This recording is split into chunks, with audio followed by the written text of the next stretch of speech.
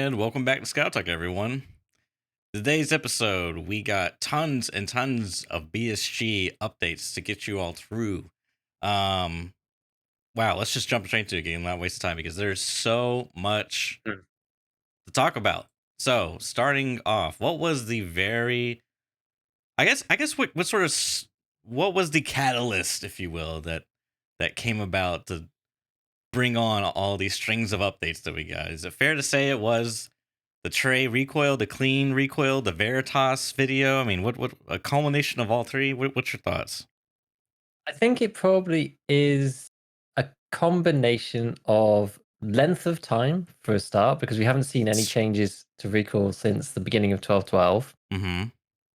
Then the Trey thing to start the snowball, I think, in clean sort of general pushing.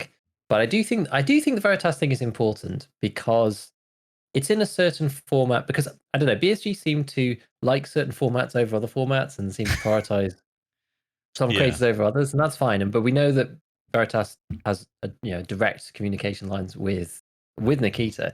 That definitely counts for something. So I'm sure that they take his, I don't know, suggestions and things a little bit more seriously. Yeah. But after we had the Trey campaign on Twitter, which I was fully supportive of, I thought it made total sense to try and get some more attention on this topic because it's been such a freaking long time, dude. It's been so long. Yeah. We just needed any changes, some changes, any kind of change. So after that, I think the community, like the Trey basically handed all the pitchforks out. And so once Veritas's video came out, everybody just lit the torches and they were just like, this is the video we need. This is the banner that we're carrying into battle, right? So everyone like took his YouTube video on their flag, marched around and besieged BSG HQ. Basically, it's just the amount of community support that Veritas had. And he even said it himself on his Twitter. I think Mm-hmm. he's used to facing a lot of criticism and having, I don't know, 80 to 90% of people be like, you're the savior. This is everything that I've been feeling. This is fantastic. We love it. I think it was almost a surprise to him in many ways. And I think that culmination of, I know, the distillation of the community spirit in one video, even if you don't necessarily agree with everything that he said in there, it kind of hit on all the pain points that different people have. You maybe you have sort of 50% Right. of the pain points within that video. Different people have their different subsets of things that they have issues with, and even if they may not agree exactly on what might need to change, it's like, yeah, well, there's issues here, and you can see why there's a problem and why people have felt that the game has just been slowly getting more just difficult to play, and not in a way that is intelligent. It's just the game is just, everything feels sluggish and just like not as fun and not as exciting and all of that kind of stuff. And has managed to take away from what it could be while still being hardcore, while still being punishing, while still being realistic based, or whatever you want to call it these days. And so I think it's a combination of all these things. I don't think any of them could have happened without any other. I think it happened in the perfect order. Plus, I believe that BSU like just coming back off their sort of big Christmas holidays or How it something. seems, right? Apparently, I know nothing on the topic. I've just seen a few random comments floating around about such a thing. So a lot of people are coming back in, and they thought, right, let's do it. So I think that maybe is the reason. But it's good. It's very good. We haven't had a recall change for so long. I think there's been a general rumbling and grumbling under the surface about recall for ages, us included, because we've spoken to Spectator 6, and even spectators are getting some time in the sun, right? Like Clean was, Which I'm yeah, very I know. happy. I'm pleased about. Yeah. Me too. Me too. We had him on the show, and he was talking about the flippers of light, and he's a super intelligent guy who's very passionate about what he does. He's spends a lot more time thinking about his stuff than trying to make every video like insanely polished. But like the meat of the content that he has and the Right. thought process that he has is really in the very top echelon of people, I have to say. Mm-hmm. Um, and so I'm so happy to see some of his stuff getting the time of day, which is fantastic. And yeah, dude, it's just like it's been crazy. It's honestly been super super crazy. I can't remember where I was going with that, but I'm just like, I'm overwhelmed. I'm just overwhelmed by how great it is. Oh, I remember what I was going to say. I think part of the issue was this grumbling was going on for a while, underlying, and there was a, and I almost subscribe to this as well. There was quite a feeling of Nikita likes the recoil where it is. BSG like the recoil where it is. They're not going to overhaul the whole system. They've made 12.12 the way that they want it to be after seeing how it got in 12.11. they aren't going to change it, so just shut up and just accept it. Right. And I do feel that there was kind of an underlying feeling of that until fairly recently, that no matter what we did, it wasn't going to make any difference. And I'm pleased that that feeling was incorrect and wrong, and that things can be changed. And even if it's not perfect, right? And this is the thing, I got asked the question 16 million thousand times in my chat, and and I'm not a massive streamer by any means, and so I can only imagine how it was for some of the other guys. But literally every time any person came in, and lots of people were apologetic, they were like, "I'm sure you've answered this like 30 times already. How's the recoil? How's the changes?" And I was the main thing that we have to take away, as what I said to all these guys, regardless of our criticisms of the system, those are sort of secondary concerns or complaints or whatever. The main takeaway is that something got changed. They listened and they did anything. It honestly doesn't really matter. Like, they did something. So let's not take away from that. And then they say, okay, we'd actually like this to be changed, this to be changed. This is how it could be tweaked, etc., etc., etc. Because my first secondary complaint of the original changes, which we can go into much more detail about this, was that there were extraordinary broad brushstrokes. But we can explain and go through all of that. Yeah, no, that's a good point. Vale brought up in my chat that they didn't wait 6 months to do a change, whereas like I think Recoil has been talked about for ages. I mean, I really want to go through the Reddit posts and see how far back it goes, because I'm pretty because I'm pretty positive it's been talked about for ages, and Yeah. I think as like that's a really good positive, is like they were actively change. It wasn't like, because that's kind of the thing about 1212 is like it finally came about. And I remember on our podcast episode when 1212 first hit, like we were all excited. Like I really liked 1212, simply for the fact that there were so many changes. It was exciting. You know what I mean? It's like, oh my god, they're inertia. This has been talked about forever. Recoil. This has been talked about forever. What else? What else was like crazy new? I can't even remember. I mean, who knows? Even like, I know all the ballistic stuff, like all of the damage drop off over range and those kind of things were added. Like, it changed so much stuff. Yeah, and I think for that reason, I think 1212 is probably one of my favorite patches, even though like I'm Void. it wasn't. It was Chat, there's so many good changes in that patch, but even though like not everything was like, you're not gonna get it right the first time. You know what I mean? So I am like very pleased that they did. It's like they were doing active listening. You know what I mean? It wasn't like passive listening, I guess, in a sense. Like, oh yeah, we'll hit it. We'll throw it in a patch later down the road. This was like more of an active change. So I like that. But I think what I wanted to touch on that you were saying earlier is it was kind of very like weird to me to see that certain people were saying, as you said, there was sort of like this, which right, this has always kind of been the case within the Tarkov community, is like, this is the way Nikita wants it. It's never gonna change. Adapt or die. Basically, it's kind of like the meme, right? And yeah. I'm personally kind of like, people can change their minds. You know what I mean? They just it's. I like to think some people are open minded, and I think the key's even spoken about that. Like he may have a certain idea, and then he sees a new idea, and he may like parts of that idea, or he may change his mind on something. You know what I mean? I like that about Nikita. He's not completely closed off. So I don't know. I just thought that was kind of a weird thing to be spoken about, and I'm not sure like what. Like I was really questioning like what the value was.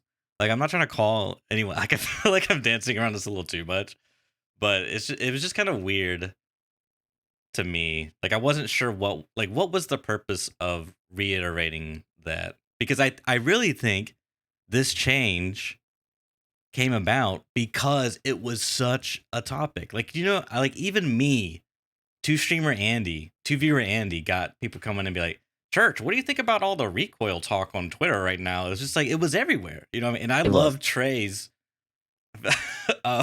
tweets because they were just so entertaining to me. Like it was such an easy like hit for me, regardless of what I felt about recoil or whatever he had to say. I just thought they were funny tweets. So I don't know. I'm really like, it felt like everything came together as far as like the community, and like we got stuff done. Tarkov Yeah, gamers, we did it, you know. exactly. It's almost kind of like the twofold approach. You have like trays, which is it's like the hammer chisel on like a very specific point and just hit again and again Yes. and again. It's like recoil, day 3, day 4, day 5. And then the Veritas video came out and just was like, the game's completely screwed. And here's 25 things that are completely broken. And so that was like super broad brushstrokes and just said like the game just feels awful for all these reasons, right? And I think like the combination of those two things is just like, okay, all right, like maybe let's start to address some of these like specific things. If people do feel like the game and people that they trust as well feel that the game is really starting to kind of, I don't know, it's just hard to describe, right? It's just I feel like it's starting to struggle under its own weight of all the things that have been added over time. There was actually a very insufferable, and I'm actually quite excited to listen to the next podcast episode because Same. they've got game designer dude on. I can't remember his name, Jonathan someone. And Jocelyn someone, yep. yeah, and but there was a big long thread about, and it's the classic thing of you add something because you're trying to negatively prevent a player behavior rather than looking at the root cause. And then they say, oh, well, now people are doing this, and now let's stop that. And then now people are doing this, and now let's stop that. And now people are trying to do this, and then let's stop that. Rather than working it all the way back and saying, okay, well, why are people doing this stuff in the first place? What emergent player behavior do we actually like? What systems do we need to put in place to prevent emergent player behavior being in a way that we don't want it to be? So I'm super interested about that because I do feel that, they're not as mega experienced dev team, right? Like they've been going for Right. years now, but they've been doing their one project. So I'm sure they don't have as much of a kind of diversity or wealth of experience base that other firms or other companies may have, who maybe they've got like staff who've gone from different places and moved around and things. I'm sure the team's very, they're very location centric for a start, right? So it doesn't really foster bringing in lots of outside ideas or anything like that. So I'm sure that their experience base is maybe potentially a bit limited, and especially in that kind of thing, because if a lot of them have never, or the guys at the top, maybe Nikita himself, has never brought a game through so many stages of development to the point it is now. Once you get to this stage, you go, okay, maybe the game is starting to stumble under its own weight of kind of band-aids or whatever. I don't know. We'll see. But anyway, this is good, right? This is by no means the end of this. This is very much step number 1 I hope out so. of a lot of steps, and I hope that, well, in my opinion, it is the first step of many steps. Whether BSG will take the other steps, I don't know. But if they want to fix everything and resolve everything and make everybody happy, and at least as happy as they can be, no one's ever going to be completely happy. But fixing some of these long-standing issues, then they really do need to go on to steps 2, 3, 4. Things like Right.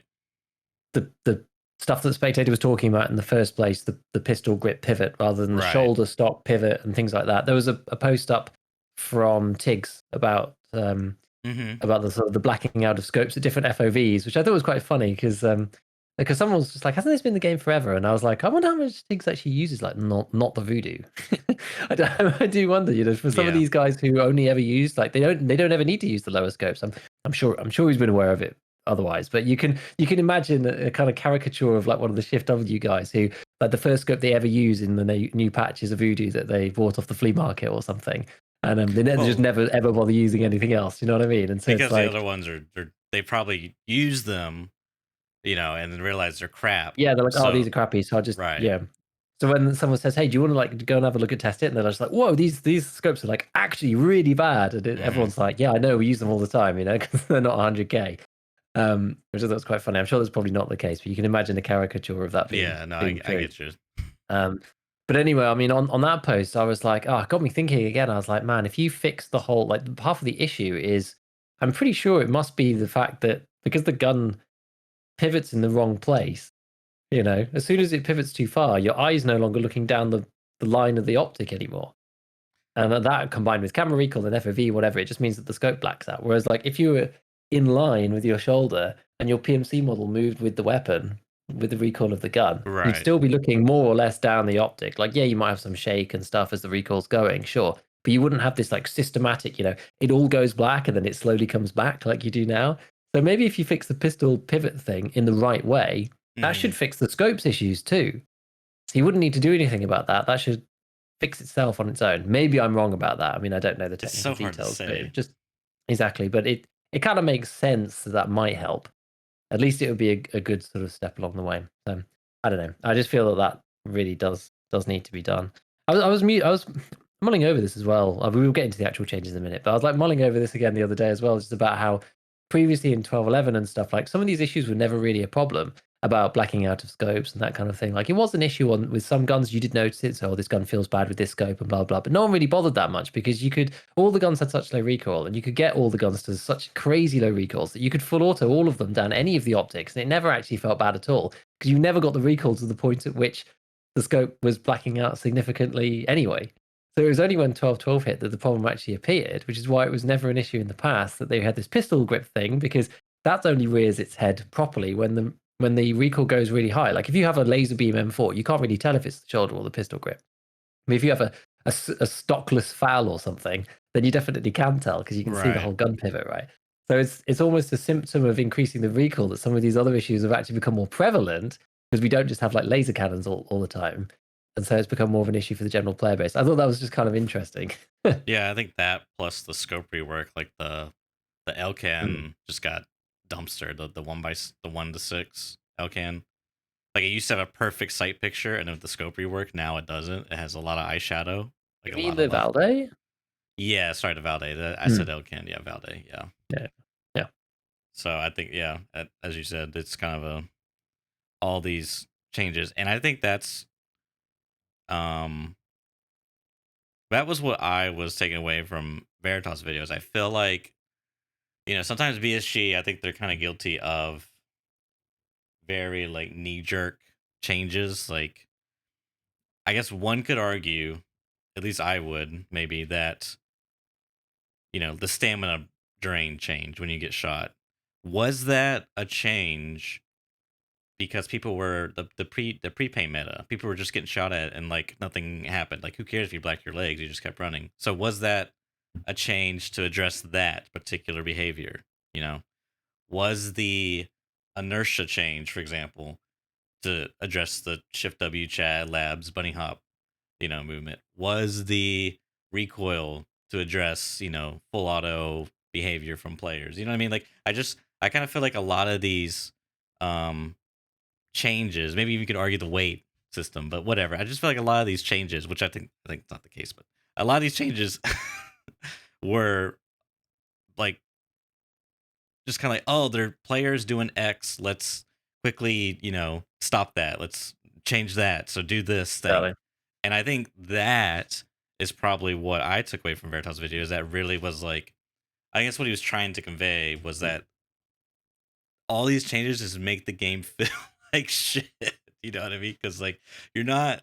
It's just a weird thing. It's like I feel like we've said this before, but I feel like you're attacking the symptoms and not the actual problem, and that's you only end up hurting everyone and making it more like frustrating to play. So I don't know. That was that was kind of my takeaway. I mean, I watched Veritas' video, and as you said, I may not have agreed with everything, or I may have not, had my critiques of how he done the video. Like maybe I would have done a different approach. Um, because I don't know, the video was kind of weird because like in some ways it was almost like I don't think this is what he's trying to say, but it just kind of came off as like you know uh I know how the game should be or something. Like I kind of felt like it came off in that sense, but and I think that was just probably a misreading on my end. Because he basically came from an approach of like realism. Um, like basically his argument was like the the standard is the raid series, not real life. Um, and I don't know. For me personally, I just like throw all that out. Like it's just a video game, guys. Like who cares what the fan art is, what the promo material is, or whatever. What the source material is. Like at the end of the day, it's a video game. Like But I do see his point though. It's about, you've got to kind of have like, what's the ultimate goal for how the game yeah, should feel. And I think that's the thing. It's more of a feel thing. It's like, should the game feel like the Raid series? I'm along that line. I think there were some kind of realism things that he talked about, which were kind of almost by means of examples that I think people took as him specifically saying these realism arguments should be, adhered to for realism's sake, which I don't think is what he was saying. hmm But I don't know. I actually don't mind having a target and saying the Raid series should be how the game feels. Like, sure, it's a video game, that's fine, and there's going to be some gaming mechanics that get us there, but it should feel more like the Raid series, or as close to the Raid series as it can, because that's cool and epic and fun. And if yeah, I you see what do you're end up saying. making it like that, yeah, then if you can make it like that, then that'd be great. And you have to maybe make some sacrifices along the way, both in the game sense or in the realism sense, or whatever, to try and get there. And I do actually think that these changes probably do that. That's a good point because now I think about it, that's like the closest example of Niki's vision we could probably get. So that Yeah, that because makes he sense, directed it all and stuff, and like they're right? pretty cool. And yeah, we don't really have any other way of seeing what he wanted, and it is funny still comparing those things. But that's the thing. When they see, it does make me wonder. Like, you're just talking about implementing different things to prevent certain activities. It does make me wonder if inertia would ever have been implemented if the community hadn't cried out for it because of like AD spam in the first place. Because that was really why it came in the first. Like, if people hadn't been talking about it for years and years and years about Yeah. AD spam, blah, blah, blah, would they even have bothered putting it in? Because it was not in the game for a long time. And as per Veritas's old clips from like 0.7, 0.8, whatever, back then, nobody knew to do that, right? The game wasn't metrified. And Well, I think probably people just, people just didn't really know how to play. You know what I mean? Like, if you took like yeah. 0.7 and put the players now in 0.7, the game would look completely different to how it did back then, because the player base was tiny. People didn't really know how to play it. Like, it wasn't super min max, which, it's partly like players like us. It's our fault in some ways, but like, that's how people like to play the game. Like, it's an inevitable outcome. And I I do think feel it that is an there's, inevitable yeah, outcome. Yeah. yeah, definitely. And I think that there's some elements of that you can just never get back. We had an interesting conversation about that in chat the other day, about some people were saying that they went, when everybody went back to go and play classic WoW again, they all expected it to feel the way it did when they first played it, when they were teenagers or whatever. And it's just like, it's not the same. It's the same game, but like, everything else around it is different. Like, the people are different, the knowledge about the stuff is different. Like, you're not discovering things new, or I Right. don't know. It's just not the same. You can never get that back. hmm So I don't know. But anyway, yeah, it was a good video. And even V said that it wasn't everything that he wanted it to be. And like, some parts of it, I think, did he talk about food and water in parts of it? I guess some of the video blends into I like don't some other stuff I've heard him talk about. I But don't think because he some of the stuff I did, just, but okay, well, like I'm some of pretty the sure stuff, he like, talks about it in general. Sorry. yeah, because some of the stuff I just like don't really necessarily agree with. Sure. Because there needs to be some hardship and whatever. But like, again, it doesn't really matter. I'm happy just to see these changes and see how the game plays out, and if it makes the game more fun and more interesting and more enjoyable, and let's go for it. Let's make changes and try stuff. That's what the debate's about. Yeah. So, speaking of changes, I think that's Mm. all the preamble I wanted to do for catching everyone up and kind of our thoughts on it. We got, I guess, the first wave of changes, we should say, is we got Recoil changed. Um, the weight system was changed. Stamina was changed. Your water and energy consumption. I laugh because Gig is putting like little question marks where I'm supposed to be reading. like, Yeah, exactly. And then some like some armor stuff. Like, the reason why I put question was that because so far, right? So they said in the patch, and this is the least important of all of them, but just as a quick note, they said they decreased the energy and water consumption in raid, but the amount of consumption, at least in the UI, is identical. I put it in my video, but like, it's the same. So whether it is oh, actually changed, you need to really? measure it with a stopwatch or something and go like, I lost 60 hydration over 25 minutes or whatever. Like, I haven't bothered to go and check it, Yeah. but it looks like they just didn't implement that, or they've implemented it and it doesn't affect the UI or something. So I maybe don't really know yet. instead of changing the amount it drains, they change the actual tick rate. You know what I mean? Well, then it wouldn't, yeah. Like a Then it tick wouldn't, slower. then the actual like counter wouldn't be a per minute anymore, which would be super weird. I mean, I Yeah. wouldn't put it past them, but I don't know. We'll see. We'll see. But like literally everybody like freaked out as soon as the thing came out saying reduce the recoil angle for weapons. Everyone was just like, the game's saved. Everyone just like went on this like crazy, like crazy spree on Twitter. Everyone just went completely insane. And it turned out, I mean, it is still a good change, and everyone still really likes it. But it turns out, as most of you will probably have seen, the way that this change actually functions is on horizontal recoil. And I thought, I don't know, I'm quite proud of myself Oh yeah. because I did a couple of tests on about 5 guns, and I Mm-hmm. was like, the vertical feels very similar. And I actually put out a tweet, so I like sort of timestamped my rightness just in case I was right. But no, I was just like, I was like, my initial feelings are that nothing has changed to vertical, which Yeah. turned out it was true, because like it's very hard to tell, and it's important to try to be like like unbiased, because like as much as I was excited for all of the recalls to have changed as well, I was like, "Oh, I just don't like, maybe they have, but I just don't feel like they have. I don't know. But anyway, so they haven't. So the recall got changed in terms of the horizontal recall, and what's funny about it is this is where the hidden stats again, they rear their ugly head. It's always a bit, always a bit cagey talking about them. But the thing that makes me feel a bit better these days is that Logical Solutions puts out so much stuff publicly and on Twitter and on his website and things now. It's like, do you feel like it's becoming more accepted as kind of just the general Right. public discourse of information? So nothing changes in game for the stats at all for the recall. You can't tell in game at all. I mean, this is one of the problems. This is a separate. We're not going to talk about that, right? Nothing changes in game to the Yeah. stats whatsoever, which is a problem in and of itself. But what they basically did, every gun, and we've talked about it enough times, every gun's got like a hidden metric for horizontal recoil, which actually controls horizontal. The horizontal that you see in game is pretty much meaningless. And the actual horizontal control is a number, and it ranges.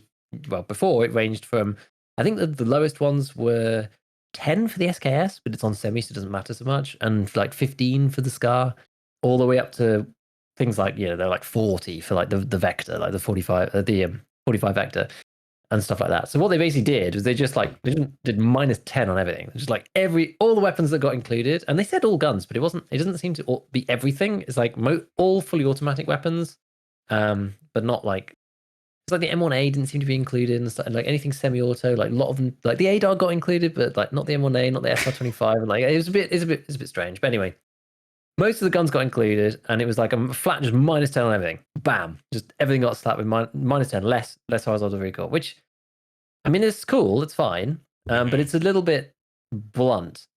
Yeah. It was my first criticism, and that basically meant that we talked a little bit about this before. That basically meant that the SCAR became, because it's a flat amount, right? It wasn't even a percentage. The SCAR became absolutely insane. It basically just fires in a vertical line. So all you Yeah. have to do is control the up down, and it just doesn't move. Like, it actually just doesn't move. Like, we've never had a weapon with that little horizontal recoil ever before in the history of Tarkov. I don't think, even probably prior to 1211 and all that stuff, I mean, yeah. which Yeah, is I don't think insane. so. It's actually just crazy. I Yeah. mean, there's still lots of verticals, so there's something to do. But Right. But I mean, Scar's that also quite good for vertical too. I mean, honestly, I kind of wish I played it because that would have been probably my go-to gun. And if it stayed like that, like probably for the rest of the life, because man, it would just be so easy to. You don't have to. There is no RNG. It's the pure Yeah, I skill mean, gun. yeah, exactly. I mean, so a quick peek into the future. I don't want to like jump ahead of ourselves too quickly, but a quick peek into Sure. the future. They have actually tinkered some of the values. The Scar has been taken back up a bit. And so it's not what it was, but it's still like best in class, right? So you could still Right. use the Scar. It's still better than it used to be, and it used to be insane. So it's still amazing, right? Don't get me wrong, it's still amazing, but it's now not like uncannily like unwavering. Do you know what I mean? It's like it's just like just ridiculous amounts of Right. control otherwise. So they basically did that, and then did this subsequent update where they actually tweaked with some of them, which is quite good. Because my original criticism was, yeah, they've done this and this is great, but some guns now become like super OP. The Scar becomes like really weird. The RD was always good for this as well. That's become crazy good. Weapons like the AUG, which were bad, and like the Vector, which were bad on horizontal recoil in the first place, aren't that much better, because if you take something from 15 to 5, it becomes like completely nuts. If you take something from 25 to 15, it also becomes pretty nuts. If you take something from 200 to 190, it doesn't really matter, right? Right. And the organ, they're not that high, right? They're like in the sort of the 35s, 40, 45s region, but it's much less of a buff to the guns that needed it the most, because it's Exactly. not done on the percentage. So Yeah. subsequently, some of those did get changed, which is good, and I will praise them for that. The following day did actually get adjusted. That was actually today. That was like today's change, as of what is this, like Friday the 27th. Those got changed today. And just a couple of highlights that I picked out of my perusings around. The Scar got increased a bit. The Mutant got increased a bit. The UMP actually got increased a bit as well. So those all got nerfed, and they buffed the AUG further, and they actually buffed the MCX a bit further as well. Yeah, that's Ah. NCX love. Let's go. I like that gun. Yes. Yeah, I Yes. I think that was my first initial complaint was before I saw the numbers, I kind of like suspected that it was a 50% reduction globally. Mm. Um, but I was clearly wrong. It said it was a 10 flat, which, as you said, it's obviously some get more from that than others, and I'm glad that they're going back and retweaking that. However, I'm looking at this list. I don't see RD mentioned here, so BSG. Look at the RD. It's literally a laser beam, but Yeah, I think the RD is still really good. yeah, it's even better than it Mm. already was. Yay! But Yeah, but you can't buy BP anymore, so that's the fix to that. So it's all fine. Don't worry about yeah, but 760 PS is still really good. Oh, they changed it, but not a bunch. By the way, Airwing also says that the fatigue, the stamina and water, energy and water consumption, that is related to fatigue. So when you're in the red, and you get the fatigue debuff, it doesn't burn as much. Oh, really? Now, Oh, well, that's almost like meaningless then, to be honest, because you can yeah. have like it's not that much of a debuff. It wasn't that much before. Like, as I had a look at that Oh, when I was really? doing the food stim thing. I never included it in the video, but I think it was only a little bit extra. It was I need to dig it out, but it wasn't like double or anything. It was a fraction of your normal debuff. So that I don't think that actually does that much then in that case. Oh, that's kind of a shame. He That's a says it shame. increases over time. It's not static. If you drag it out, it'll triple your burn rates. Or if Hmm. you keep going, if you keep getting it over and over and Yeah. over Okay. again. Oh, okay. Okay, fine. Interesting. Fair enough. I knew that the time increased, but I didn't realize that the debuff increased. Hmm. Okay, cool. I mean, it's relatively easy to avoid. Yeah, As long as you're not getting like actually run down, then it's but relatively easy to avoid. I've been in those situations. this is So interesting though, because this kind of maybe jumps too far ahead to our next point. But if you're running and then you get shot at, and then you're in the red, do you get the fatigue debuff because you're in the red and like you kept running while you were in the red because you got shot at? You know what I mean?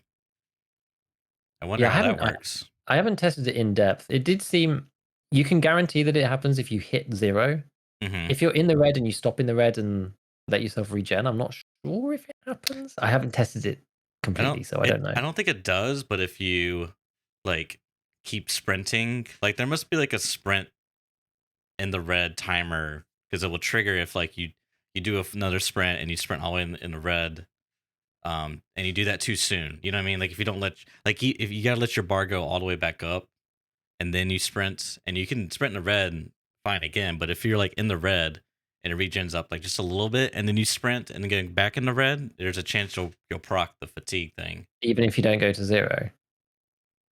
See, I'm not sure. I'm not sure if I'm Potentially. not sure if normal to red is the boundary. I'm not Right. I sure know if what you it's the mean. 0 that matters, or I'm not sure if it's time in the red that matters. I just don't know. I don't know. I think I've it's never tested time in that. the red is my hunch, but it could be more than that as well. Who knows? Who knows? So was that everything for the recoil side? I think that was it. I mean, yeah, I think that was basically it, right? So like fundamentally nothing's really changed. We haven't gone back to the glory days of 12.11.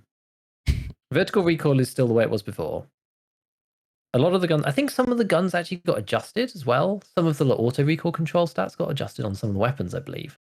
Hmm. Um, which I did see. There's some mystical information going around. I feel that Mystical the information, you say? indeed. I feel that the mutant might have actually got a little nerf, but I have to wait until everything comes out in the wash. I'm not sure yet. I'm not 100% sure because there's so many changes going through. It's very Yeah. difficult. And like I obviously never source any of this stuff myself, right? Like I wait until things come out and become publicly available, and then see what's going on. So I don't know, but broadly speaking, I can see why people felt that the recoil in general was better because the guns feel more controllable with less horizontal, and you feel like you can control the vertical better when the horizontal is less because you're only focusing on the vertical aspect, and so the gun doesn't feel as wild, and so the whole gun feels way more improved. And it's just this feeling, and people are just, I just feel like I can control the gun way better.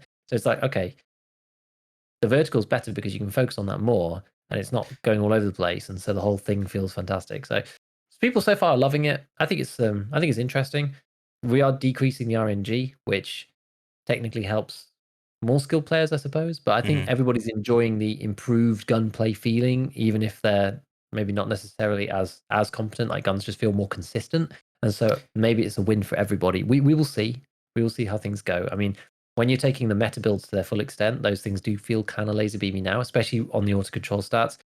Given we still have, I don't know, just it's just really strong in that way. And now we don't have the horizontal recoil on there. You can stick a drum mag in, and after the fourth shot, you're now maybe back to the old laser beam meta. So we'll see, we'll see. But it's feeling really good as a sort of first day or two's reaction from the community, as far as I've seen. Yeah. It's I don't know. I it's a weird thing for me because I still feel like the flip is kind of a um bigger issue, like I think that shouldn't be like that again, that doesn't really match up with the game. Like I get it's fine because it's like, it's a gamey, it's a video game, right? They can it's everything is abstract from reality. They can do whatever they want. You know what I mean? Yeah, Um however, I think it's kind of, it doesn't really match what their source material is, so it's a little conflicting there, but it also is like it's kind of easy. You just pull down, you just pull up, bro. You know what I mean? It's like it's not really. It takes a little bit of getting used to, but I don't really think it's that difficult. And um, as you said, removing the horizontal takes away RNG. In reality, nothing's really changed. You still do the same pattern, but everything's more consistent. And I don't know how that fits into their design document because now we're kind of in a state of like baby CS:GO. It's just like you have one pattern across all guns, and I don't know. Like I'm still reminded of Veritas's video where he has that clip with the MP7 on interchange, and he just full autos the guy. Like, in truth, me being ultra critical, his first mistake was not one tapping the guy in the head. That was like mistake one. Um, Mistake two, he didn't do the pull down, and mm, then after that, he just got lucky with the shaky left and right because once the gun yeah, stabilized, and it's all just like RNG, and and then I was like, he even said like, oh, that was all luck, guys, and it's like, yeah, that kind of sucks in a way because it's like it's actually, I say it's easy, it's actually kind of hard. Like you got to get, it's hard because you have to build up a lot of muscle memory across a bunch of different guns and gun builds in theory, and have that sort of like feeling embedded in your brain, and it's basically a time sink. That's all it really is. And this was the problem with Rust's recoil system, is it was much more complex um than Tarkov's, up down. It was like, a much CS more like style. yeah, much more CS Yeah. style. And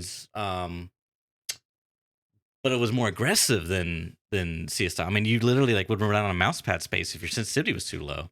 Um so did away with that. And I think that was a great change, because it was literally like, dude, I could spend time playing the video game, or I could spend time learning how to draw this pattern perfectly and then go play the video game. You know what I mean? It was way too much of a time sink. And Rust already like ask a ton of you from players. So I just kind of think that they need to like step away from this whole like pattern-esque thing. Because it's like, some people have argued when it comes to like these patterns versus not patterns, that they're really not that skill based, or just a time sink based, which I agree to an extent. Um, and I think that Tarkov is, in its very nature, a very RNG, game. How much RNG, I don't know, but there's definitely like a flavor to that, right? But I think there should also be a flavor of skill involved. I think they need to find that good balance. So, like, in some ways, I think maybe we should have a little RNG, but it needs to be in the right. It needs to feel like in the right area. It's a very touchy feely kind of thing, because I think where it was before, clearly when you have all these choices and these different guns that have more RNG versus less RNG, more people are just going to choose the less RNG gun on average, because it just feels it's more consistent. It takes out the random variable. Why introduce that? Yeah. Yeah, exactly. It's funny because I've always been a very kind of like anti-patterns person. Hmm. I don't really know why. I just prefer it. I just feel like it's kind of silly. I understand why it's there from competitive perspective, Yeah, from the CS perspective. Like I understand why people like it, and but in a game like Tarkov, I don't really like it, and I've always thought about that for a long time, and just never really like until very recently. I kind of the point of Tarkov actually has a pattern, but it's only one. Only dawned on me actually relatively recently, even though it's very obvious once you come to that yeah, conclusion. I kind of already knew that in the back of my mind, but never really connected it to other games and thought about it like clearly in that particular context. Of just like, yeah, it's just up and then back down again, and your control is down and then back up again a little bit. hmm, And as you say, you've got to get your muscle memory, and it's more of a feel thing rather than learning different patterns for different guns. You're learning, okay, well, this fire rate on this gun with this recoil means I have to right, do this much more up and down on these. So it's the same pattern, but it's yeah, elongated and stretched, or maybe the right, bullets are like further apart because of the fire rate and stuff. So it depends on the weapon you're using, and it becomes much more feel because you're always using different guns with different recoil, with different unless you really are like and I don't know, a very adamant person who plays with the same build literally every single time for hmm, weeks and weeks and weeks on end. I mean, it'd probably make you a lot better, honestly, yeah, but it's boring. So right, I can see why more people don't do it. And you progress through the game, and you have different bullets, and the AP rounds they give you more debuffs to your recoil, and but you get better parts, and it's like you always mix and matching, and just the way of things. But I don't really know how you get away from that. It was funny. That was one of the things that I took away from V's video. Actually, was about when he was making his comparisons to Call of Duty. And when I played the recent COD, I was just like, the gunplay feels pretty good. Like the recoil system there is nice. Like COD's, I've always actually quite enjoyed COD's gunplay, even all the way back to the original Modern Warfare. And it's the break away from the pattern based shooting into a kind of random recoil but controllable style, where the weapon kind of more just like shakes around the point rather than we've got this like weird system in Tarkov with the auto control. hmm, It's a very different system, and it almost, as you say, it's basically a pattern in and of itself by definition.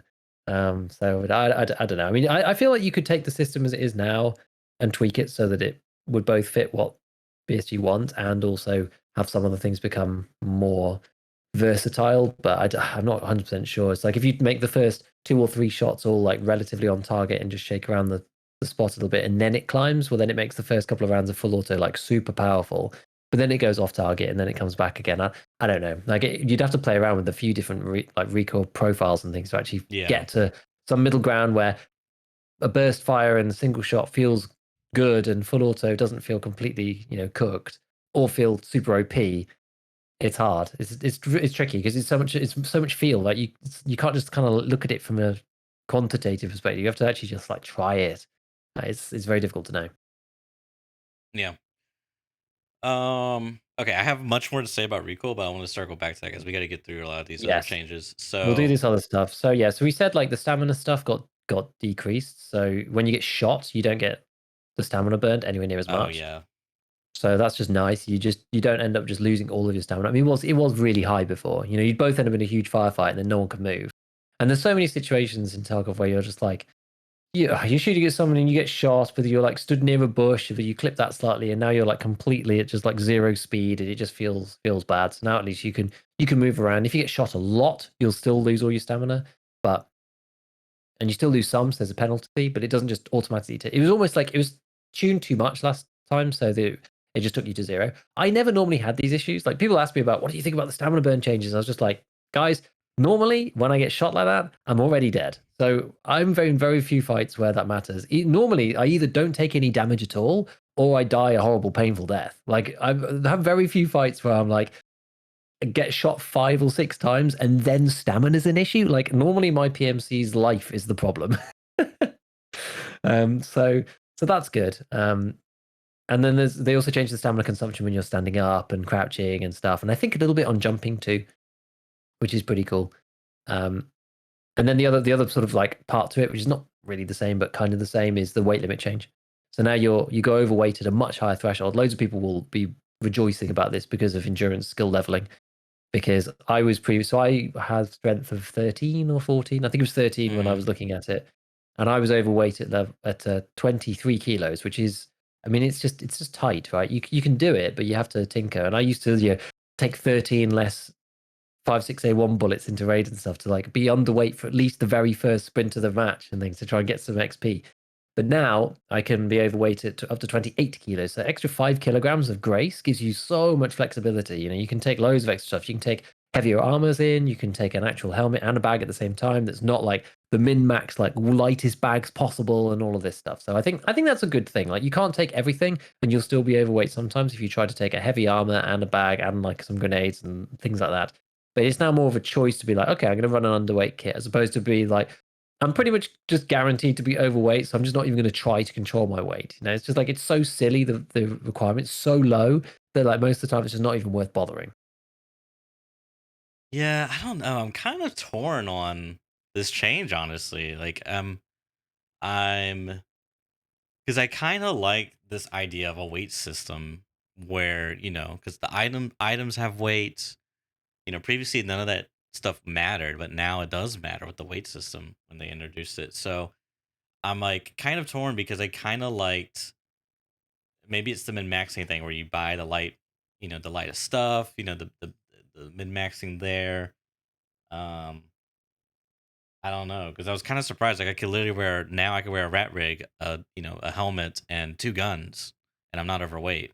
I was like, oh, that's kind of surprising because I think what they did is they literally went to the previous whatever was 12.30 or maybe it was 12.12. They went to like the previous weight metrics because now I think it used to be like 21 and now it's 26. It's like when the starting threshold. And I feel like I remember seeing those numbers, but anyways, I don't know. I'm kind of torn on this one. I do like. I think the weights. I think the conceptual idea of a weight system is interesting. I'm not really sure how Tarkov works as a whole. Like some of the stuff seems kind of like it In off what to. sense? What don't you like? It's sometimes okay. This is a good example, and that we're about to jump into. But some of them, like for example, two things. One, some of the penalties, like when you're in a yellow, is it linear? I think it is. So like it scales up as you add more and more weight, the penalties. But like, what exactly are those penalties? Because some of them are like kind of weird and don't make sense to me. Because I feel like you lose run speed, but your movement speed stays the same. You know what I mean?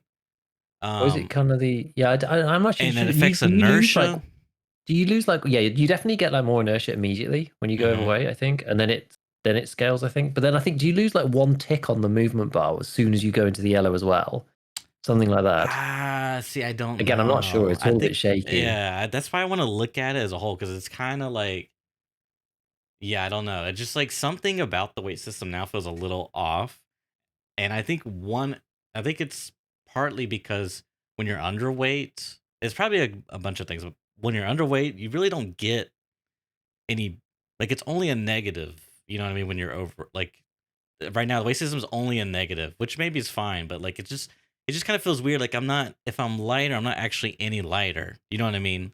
Like, the difference between 19 and 18, I don't think there is any difference in terms of kilograms, right? Oh yeah, in terms of yeah. Because So I mean, when you're in the green, you know what I mean. But like yeah, when like the what it should yellow, be. Yeah, as you said, like it basically it should just be like a scaling. Like overweight, underweight shouldn't even exist really in the game. that's what I'm getting at. Because there's weird like thresholds, and that's kind of the Mm. part that like I feel like is a little weird. It's like literally I'm overweight. I poop out 2 rounds. Oh, I'm underweight, and now it's like I don't have any. You know what I mean? It's just kind of like, and as you said, as soon as you go overweight, it's like, oh, inertia. Whoa, I'm on ice skates, bro. You know.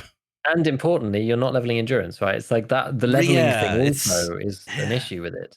And then Yeah. this is the other part that's kind of weird is when it comes to gear. Gear has weight, but then also has move speed penalties. So it's like, because I was watching Landmark play when the changes first went live, and he was like, "Should I try a Thor armor, guys? I'm gonna try Thor armor. The penalties aren't that bad." But he failed to like recognize that, oh, it's 18 kilograms. So as soon as he looted like 2 items, he was instantly overweight, and he had like, inertia penalties, and like it's like it just completely negated the fact that it's only 6% move speed, or you know what I mean. And it's like those two things don't really make sense in a way, because it's like it's a really heavy armor, um and it has like some, penalties. Like it has 6%, let's say it has 6% move speed reduction, whereas, and it weighs 18 kilograms, whereas this armor has, I don't know, 9 kilograms and has like 3%. I guess those are like perfect half ratios, but like the you're effectively, one's a percentage, one's a flat value that has thresholds. The weight is the flat value that has thresholds. If I put on 9 on my kit, it's not going to put me as close to being overweight as I would be putting on 18 kilograms. Whereas the percentages don't really care because they're percentages of the move speed, right? So like I'm sure there's like, I think the redut's probably going to be really good because it's actually not that heavy and it's pretty light. It's a little pricey, and then it has like really low move speed reductions, obviously. But anyways, it's just something about some of the weight system or some of these other things that touch the weight system just kind of feel off to me. But I, generally speaking, I like the fact I like the concept of the weight system. Yeah. Yeah, I mean, I would rather just get rid of the whole like white, yellow, red weights. Just completely get rid of those. Instead, you have it just linearly scale from a number, say 20 kilos, up Hmm. to, actually, you could just have it scale from 20 kilos up to, wherever you want it to be. And you can, to be honest, you can have those move with strength still. That's fine. So you have the normal band that you would have had previously, which indicates yellow weight or red weight. And yeah, you might need to tinker with the numbers themselves.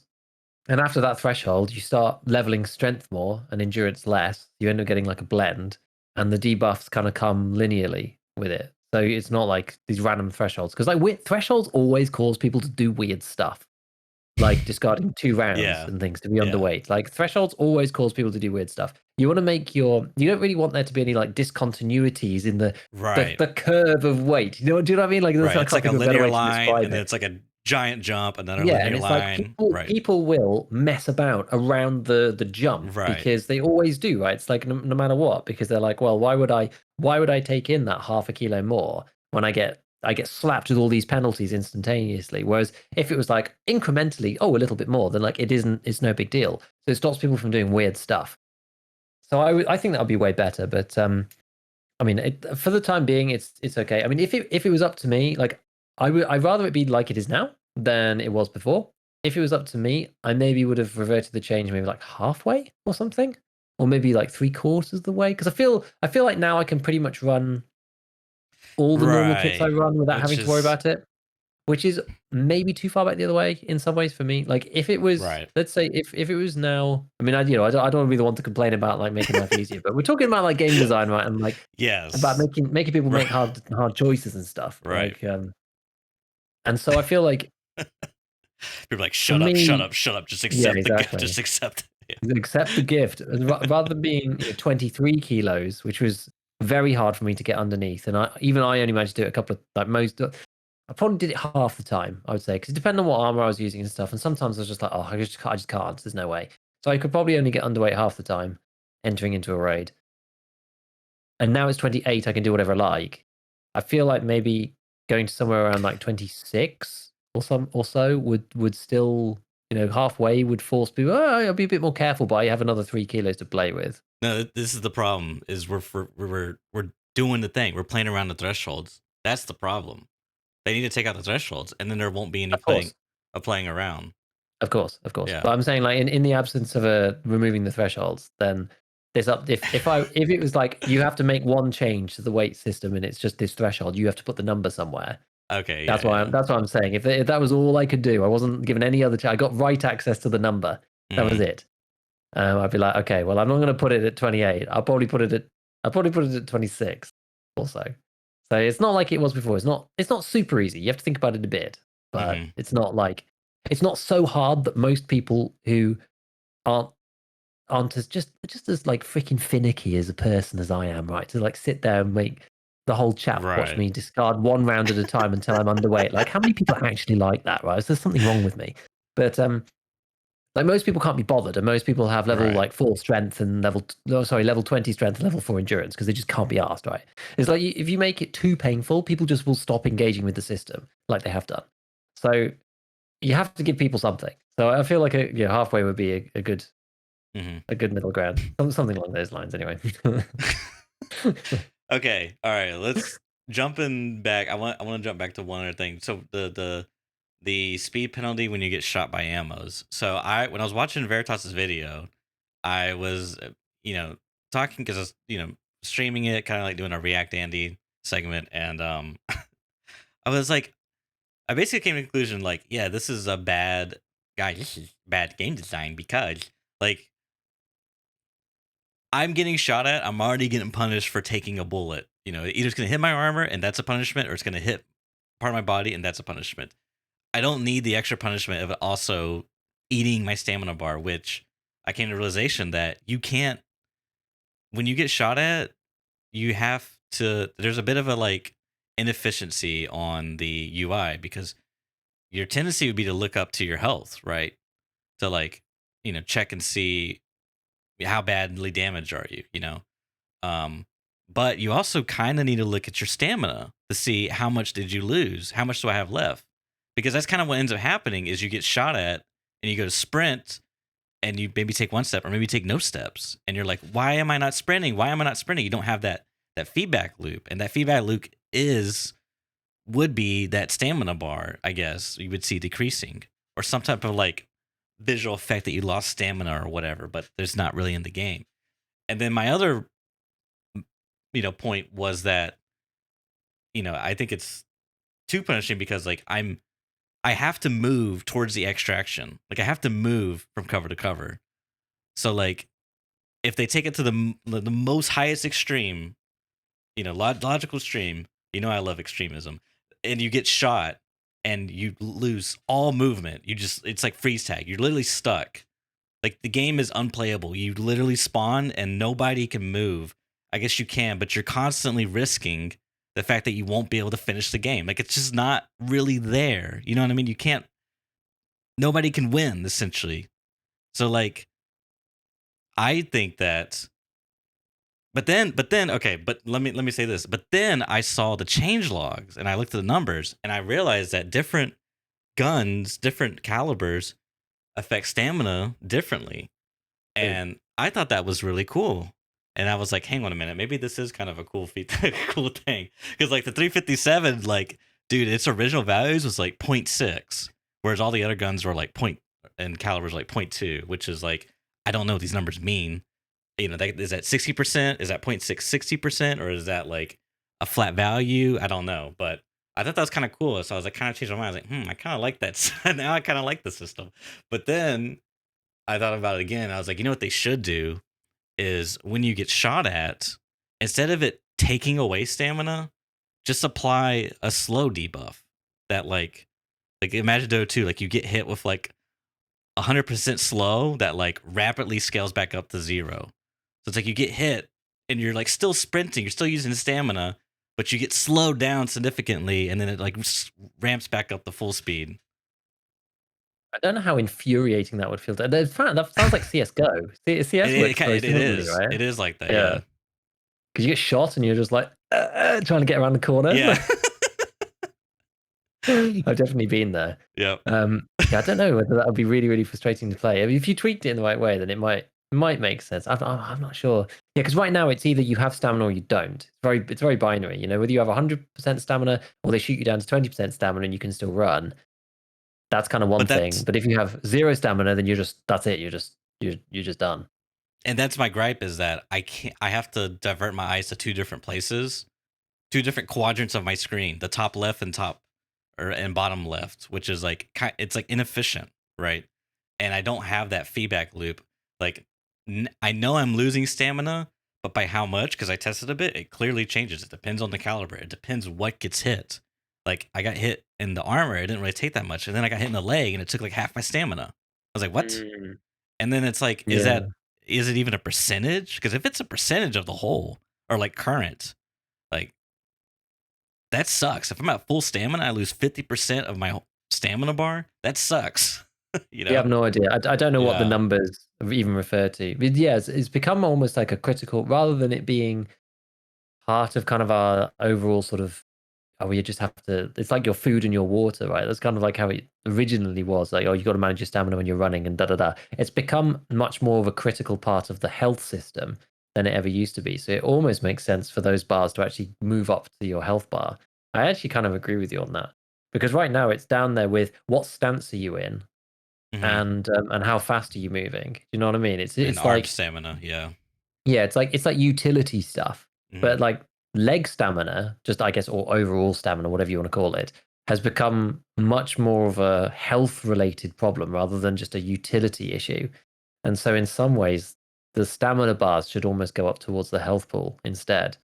Um, so that all that information's there. Because, like, as you say, if you get shot and say you're not pre-pained, whatever, you need to know whether, like, do you have a black leg and how much stamina have you got, and do I need to use a painkiller or not? Like, have I got a break? Or you need to find Yeah. all this information immediately, otherwise you can get yourself really screwed up. It's like, oh, I have a break. I look down. Oh, that's my walking speed. Oh, I look back up. Oh, I have a black arm. Or now, now I look back down. My art. It's just like, yeah, it is kind of inefficient. Yeah, I don't know if that would work. I'm not sure if the slowdown thing would work. I really don't know. I don't. I'm not saying it wouldn't either. I'm literally just like off the top of my head, it sounds really frustrating to play Well, against. having talked Probably. about it, now I can imagine the meta is like leg meta, high RPM gun. You just, and like the Yeah, sheer volume stun of lock bullets. everyone. Yeah, exactly. Just unlock. They can't move. Like, who cares if it takes the full mag to kill them? They can't move. It's number 19 Chris Vectors with 50 rounders and PST. Yeah, might be yeah. I don't know. It's a thought that came to me. Yeah. It's an interesting idea. It's Hmm. an interesting idea. Talking about the penalties and all of that other stuff, the other thing that they did, which we kind of alluded to, was the reduction. They said greatly reduced penalties from armored rigs and body armor. And this Yeah. is sort of alluding to what you were saying about Landmark testing out that Thor armor. But this was kind of interesting. I don't know what your thoughts on this are, but they just for the quick summary, they halved and rounded down to the nearest integer all of the penalties for move speed, ergonomics, and turn rate, except for regular armor, where the turn rate was left the same. What's regular The armor? ergonomics, so like not a rig. Oh, really? Yep. So It was only unless they've armored rigs? unless they've changed it again since then, so move speed and ergonomics have been halved for everything, Oh, okay, okay. and the turn rate was halved for Oh, rigs only, and not for interesting. separate armor vests. I don't really know why. Maybe because they were already quite low. But what this has done it's not really a big problem, but certain armor vests, like the Gen 4s, now look really bad on the turn. The turn rate thing is so stupid anyway. Like it's I such hate a it. stupid mechanic. I hate it too. But now they have the same turn rate as the Zabralo. Oh no, not the Zabralo. Which one is I was it? gonna say, Let me check my sheet was because I that was like, an increase? that's also a normal armored one. So it doesn't that doesn't make any sense. Let me find my sheet and Sure. I'll figure out what the difference was. Where's my turn rate thing here? Yeah, so Zabralo's still terrible. But it means that all of those normal armored vests Mm-hmm. are like the worst turn rates in the game by Yeah. far. Because the worst rig for turn speed is now that Bagari rig, Mm-hmm. the class 5, Yeah, that yeah, yeah, yeah. is kind of a good looting rig, but Right. it's the Ragman 3 barter. That's got a 7% negative turn rate on it. That's not bad. It's pretty You know, manageable. you know what? Actually, this is why I got confused because the Zabralo and the Gen 4 full actually nearly had the same turn rate anyway. So the Zabralo always had -21, and the Gen 4 full had -19 because the Gen 4s have awful turn rates. Even Yeah. the Gen 4 mobility has Mm-hmm. -17%. It is the third worst armor for turn rate in the entire game. The Gen 4 mobility, Mm-hmm. which I actually put a bug request in for ages ago and said this doesn't make any sense, and they went, it's got groin protection, so it's hard to turn around. So I was like, all right, okay, fair enough. Why not? Anyways, okay, never mind. Staying on What they topic. said. But anyway, but the interesting thing about that is that basically there are now only 4 armors with more than a 10% move speed reduction, which is the Gen 4 full, the 4, the Zabrado, and the Reduc T5, which is the Samurai one. Everything else is 10% or less. And for ergonomics, there is only 2 armors with worse than 10% ergo, and that's the Gen 4 full and the Zabralo. So those little sort of soft stat sections really don't matter that much anymore for most of the armors. Previously have got a hell of a lot better, which is kind of interesting. I mean, it really closes like one place that we've been talking about in particular, it closes the gap on is between the Corund and the Gazelle.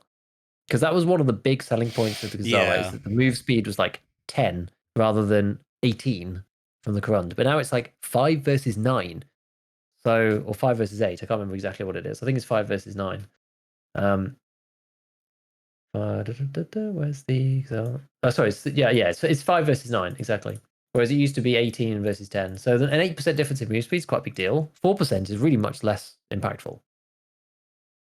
Yeah.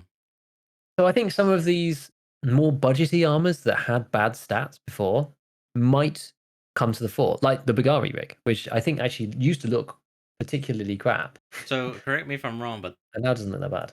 that armor and specifically the armored rigs only got their turn rate change. That's it.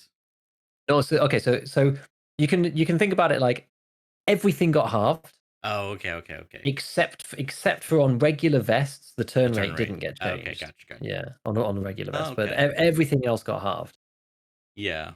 I mean, which is kind of interesting. yeah, like I said, it's interesting. I just like still think there's gonna be not as many choices simply because of the weight. Because the weight didn't change. Um, I think That's there's true, but maybe that's enough of a penalty. Maybe that's what you were saying, right? It's like, oh, it's weird because they've got like all these penalties and they're really heavy, and so it's doubly sucks. Like it's a double compounding thing. It's like you're overweight and low by a lot, and also the penalties are awful. So maybe they're just like, okay, we'll reduce the penalties because the weight is enough of a problem for players on its own. That's enough of a trade-off that people would maybe not use them. I'm sure they've seen the player stats. I'm sure they've seen the fact that nobody uses those ones with minus 20% move speed or whatever, or like right. 30% move speed, because it's outrageous. It makes the game feel awful when you're trying to use them. But yeah, I mean, it means that something like the Tactec is like -3 move speed, -3 turn, -1% ergo now, which is like Yeah. the ones that were good before are just insane now. Let me ask. Yeah, just like sorry, you go on. You go on. No, go ahead. What were we gonna say? I was just going to say, like, the one random armor that I've been using as like a throwaway, because all class 4s are really expensive at the moment, Yeah. is the 6v5 Ulay, the Oh, I terrible think I saw ceramic this one on your that you stream. get on the barter. Did you see on the stream? It's like 30k. It's like Yeah. 35k. If you barter for it with like the soaps and the toilet paper, it's so cheap. it's like half the price of what people are asking for every other armor. And now that it got changed, like it's not the best armor in the world, sure, but it's I think it's a little bit. So the 6B3TM's effective durability is 73, and this one is 63. Mhm. So it's a little bit worse, right? And now its move speed is -7, and its turn rate is -3, and its ergo is -6. So those things used to be problematic, but now they're really much less of an issue. So for like throwaway questy runs, I'm kind of tempted to use that these days because it's sort of everything else is 70k in the class 4s, whereas that guy, it's like hell yeah, like some of the class 3s are a bit more expensive than that. Yeah, no, it's Gone under just the radar. yeah. I think that's gonna What, be the case for a little bit. It's gonna be a lot of hmm. niche What were you gonna say? armors. I was gonna say, what was I gonna say? Um, Shucks. Or we could just move on. Yeah, I guess we'll have to move on. Frick. Heck and heck. Anyway, so that was all the updates from the first one, which we managed to cover in an hour and 20 minutes. So good thing for brevity, eh? No, I think it was good. So anyway, we had another an update today, which we talked about a little bit already. So we had some of those weapons that got adjusted. They actually made some of the bad weapons better, some of the meta weapons worse. Fair enough. Props to that. And then we had reduced rubber banding on streets. Some of the audio changes. They changed the sneak sounds so that you can actually sneak again.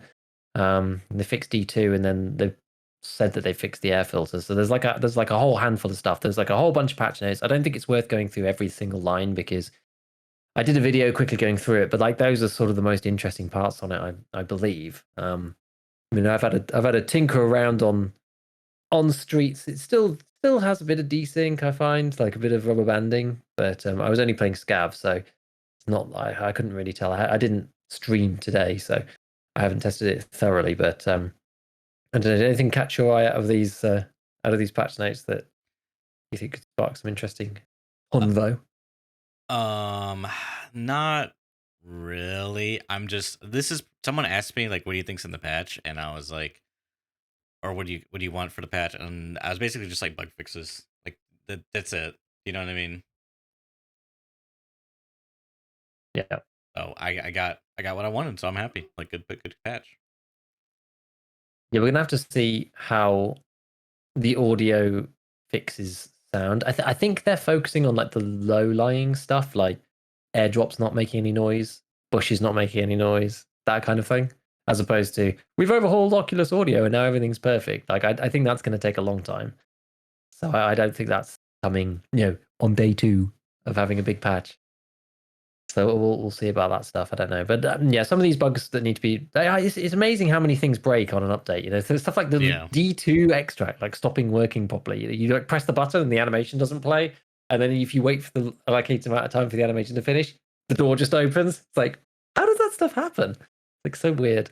And some of these things that we see come back time and time again, like we've had the footstep sounds issue previously, where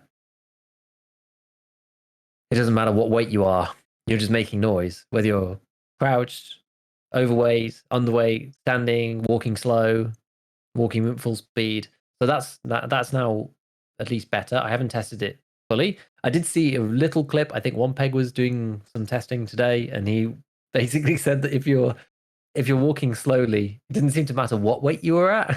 So I think you might be able to be like omega overweight and still just be like and like almost be not heard or This whatever, which is quite giant funny. couch backpack, Alton thing, and I could just see the character like tiptoeing silently. That's so funny. Yeah, so something like that. I don't know, but I mean, I'd rather it be that way, that you can be hyper overweight and move really slowly and be quiet.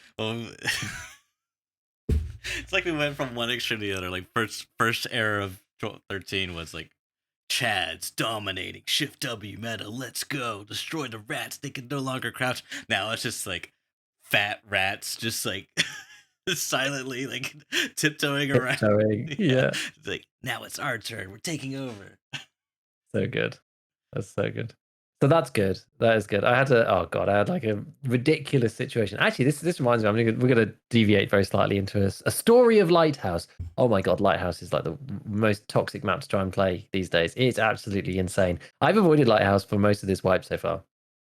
Partly because I just don't really feel much requirement to go there, and it's sort of like keeper territory. And a lot of people have said that there's a lot of suspicious behavior going on that map in general. Some sussy bakas. Yeah, and I know that there's now. Well, I mean, I kind of found this out the hard way. I was going to mark some strikers on that map. I was like, well, we'll just do the easy stuff, the stuff that's outside of the big water treatment center. We'll go and do that. Dude, if you try and get anywhere near the Lightkeeper Island or whatever, you've just got like people waiting in the bushes with M62. Like it's just like everyone's trying to complete that stupid Lightkeeper quest where you have to kill players around the bridge. So trying to mark the striker is really annoying. I was like, oh god. I was like, up on one of them. I spawned at the southern road, ran up to the strikers, traces is freaking Star Wars like out there. I like run back and like, oh, for God's sake, no. Go up onto the top. I'm like, okay, we'll go and do some other stuff. We come like fine. We may as well just exit from this raid. Like, there's no point just being here because I'm not going to go up to the road camp at this point. I'm just going to go out of Southern Road. It's fine. After doing some, I think we like grabbed one item. I was like, I've got I think it was the go and like check the people in the villa, from Therapist. You have to go and like see where the lost convoy went or something. I was like, right, we've got that item with us, and I don't want to go all the way around to the bit. We'll just go back to the southern road. I literally like I'm climbing down the rocks, like on the very edge of the map, right? Like near the extract. I'm just like, for God's sake, like I can't get anywhere near the bridge or the river or like the side or the extract or anything. I have to go all the way around to go to path to shoreline because it's like I just no way I can see where these people are. There's no clue. There's just like 5,000 people all just there, like just waiting and scoping, waiting. I was just like, oh, even if it's legit, it's like so annoying. And then today, right? So I had a bit of a fiasco on the stream where I've like done a bit of every quest because I haven't gone into the main rogue center because I think they're quite hard to kill now because the lean bug's fixed, right? So they're not. AI is now no longer center of mass specific. I did mean to talk about this actually in last week's, but we kind of ran out of time and we had a guest on and stuff. So when you used to do the lean peak thing and you shoot AI, rogue, scavs, whatever, right? like they can now target like your right arm when it's. And I had this on factory, so you can't just lean peak the scavs now. And it's the same with the rogues too. And I haven't tried it myself, but I've heard people talk about it, and I've seen this experience with regular scavs where even if you can't see them, they will buckshot your right arm if you lean out. I'm like, interesting. Okay, so I was like, fine, we're not going to try it. So I like haven't been into the rogue camps. So I was like, okay, well, I'll do all the other stuff. So did finally manage to mark the striker. Went to the there's that meth lab one that you have to go to, and I was like, I remember this quest. It says you just have to go and visit the medical lab in the trailer. I was like, I'm just going to bring a marker because I know that you have to plant something in there. It doesn't say on the quest. Get to the goddamn thing. It's a freaking Wi-Fi camera. It's like, no. And I had one too few markers to go and do the other fuel truck as well. And I was like, oh man. So I've done like 3/4 of like 3 quests. I was like so frustrated. So anyway, so today I'm like writing scripts and like putting some videos together. I'm like, fine. I'll just load in just on the side, and I'll just load into Lighthouse. I'll just wait for all the stuff. I'll just literally just leave my character. I'm not proud enough to say that I do this, especially for these just like wander around the map and mark stuff. Like it's just they're meaningless, mindless tasks. I'll just wait until all the stuff's died down. Maybe someone will have killed all the rogues, and I could just wander into the camp and do all that without having to bother. So I spawn in. I spawn actually at the very northernmost spawn, right next to the rogue camp. I've not done any rogue shooting. So I'm like, okay, well, I can just turn up and go into the bit with the fuel tanks and whatever, just without being shot at by the rogues, no problem.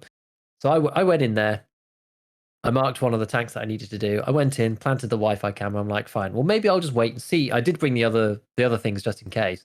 So I may as well just like wait and see if someone clears out the whole camp and I can just go in there later. So I go over towards. So I'm going to try and describe this, but if you're coming from the rocks, there's the wall that sort of delineates the rail yard section from the road camp section. You have to go quite along that wall before there's an entrance where you have to then double back on yourself to get back to the containers.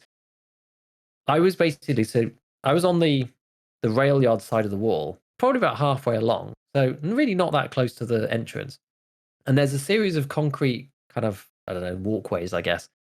And I crawled myself under one of the concrete walkways and just left my character there. Like I've still got my headphones on and I'm just like writing stuff. So the game's playing over here and I'm just like doing whatever. I'm there for probably about 15 minutes.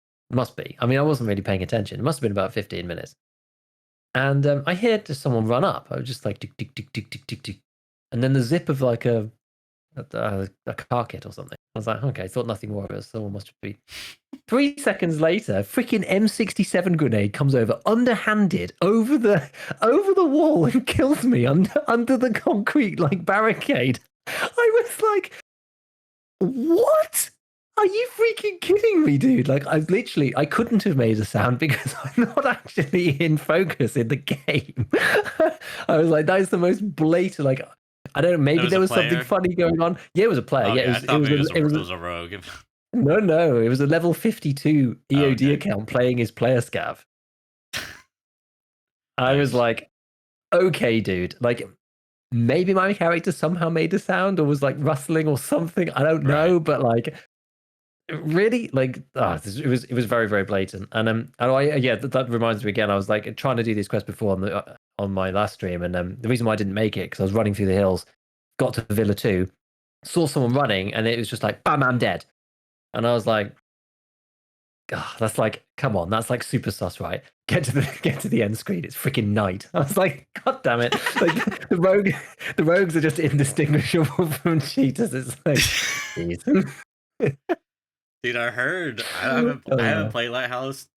There's a high probability I won't be playing Lighthouse this wipe. Yeah.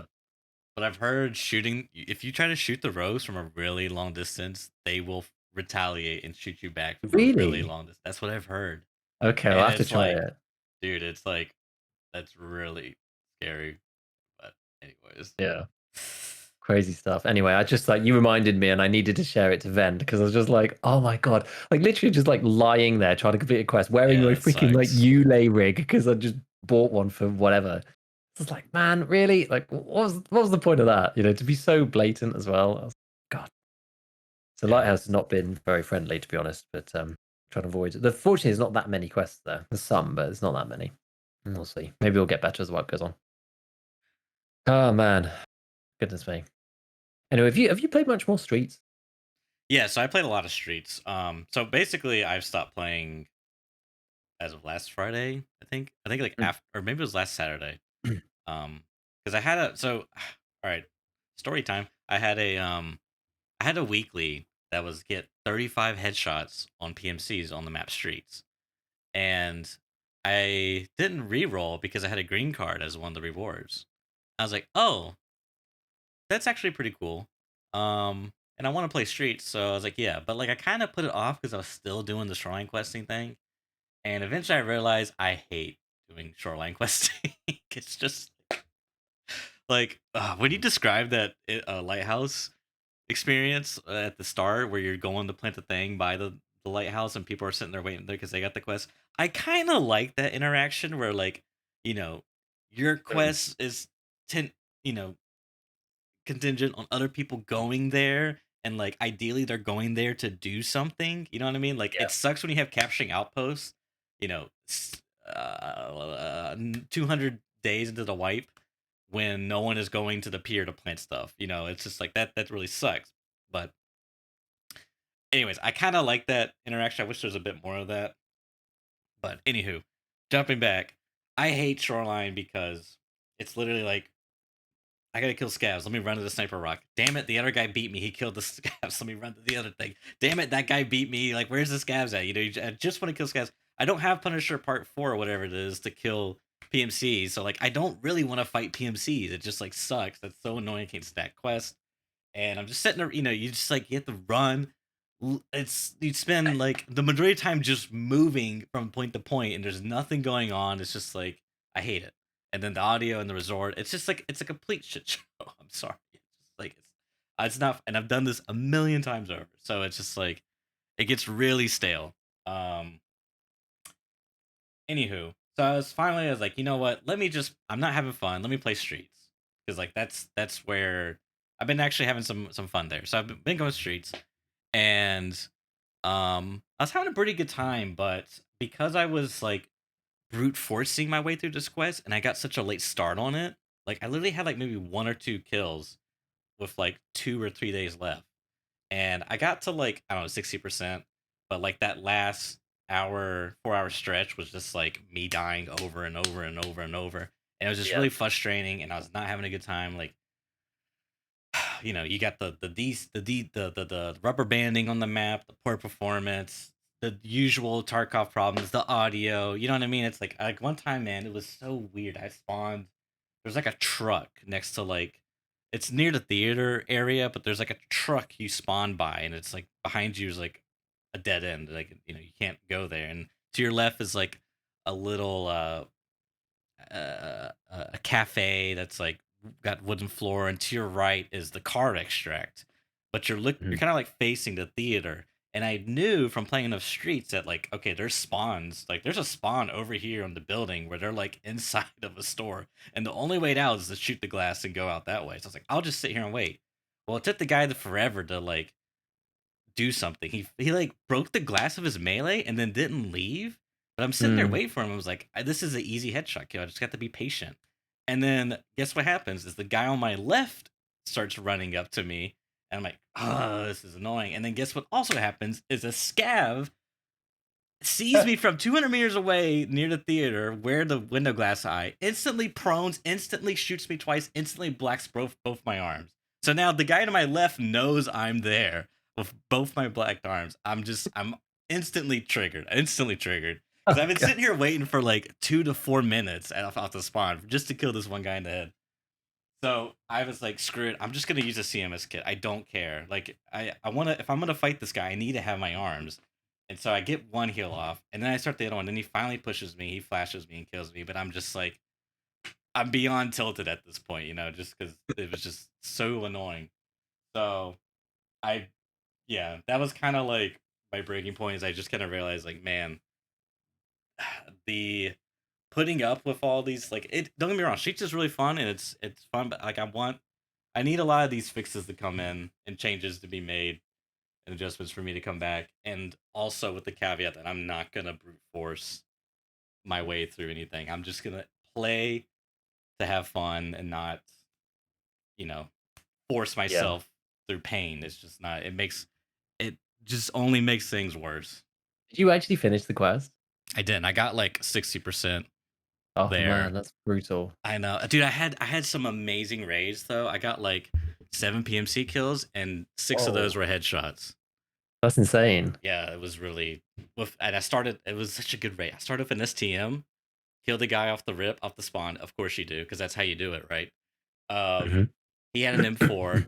I fumbled the bag. I went to insurance fraud my stuff, and accidentally, I 3 times in a row I kept dropping his gun because it was in the secondary slot. And I don't know why. I guess like muscle memory. I'm used to dropping Mhm. like my teammate's gun or something. I don't know. And then the third time I did the same mistake, it actually went behind the barrier where you couldn't access it and you couldn't loot it. So I was like, no, I messed up. I made a horrible mistake. I tried resetting the game. So like hopefully it would like jiggle the loot, but eventually I got it. I had to like do some weird jump, lean, free look, grab the dot thing, and I got it. And then but I spent like 5 minutes of my life just sitting there in a corner, and it was a crazy raid. We ultimately died to the Gluhar was at Lexos, Oh. and I think one of his raiders was on the GL. Mm. And as I was crossing the street, because I a sniper scav was on top of Lexos building, and he shot at me, and I killed him. And I was like, okay. And then I remembered like I meant to check the GL thing, like just in case. But what distracted me was when I was moving to like the intersection, I saw all these dead scavs. Like there was like 3 bodies piled up, and I was already like heavy, and I was like, oh yeah, I shouldn't loot these guys, but like what's going on? Why is there that scavs here? And then I hear the start ripping, and I'm dead. I was like, oh, that's why there's dead scavs there. It was a fun raid though, despite That's good. That's yeah. good. It's yeah. I mean, I guess like yeah, if you've been pushing PvP, then maybe it's been a bit different. Like I've genuinely because I think I did complain a little bit about Streets when it first came out, right? When I Hmm. first started playing it, and I'm more so in a yeah, it's really hard solo, and there's a lot of learning to be had on the map. But I think there was a turning point when I was playing because I wanted to complete those early quests. that you get given. Mm-hmm. And there was kind of a turning point for me where I was like, we're going to complete these and we're going to get them done and we're going to learn streets and we're actually just going to do it. And I'm going to stop like moaning about how hard the map is to learn and just like freaking learn it and be like, Right. just be Push on it through it. and understand what's going on and just play it a bit. And as I've done so, I started to really, really like it, like a lot. And I think once you push through that initial learning curve of, okay, I kind of know where I am, and it's not as, maybe not as like, it's still terrifying map, right? The map is so scary, there's so many angles to cover and stuff, but it's not like a full 360 of unprotected area the whole time. Like you just have to be very careful about where you go, how you move, what you move from, how you move from like piece of cover to piece of cover. Um, and the Klimov Street Flare exit has become my absolute godsend and favorite friend ever. It's such a good extract.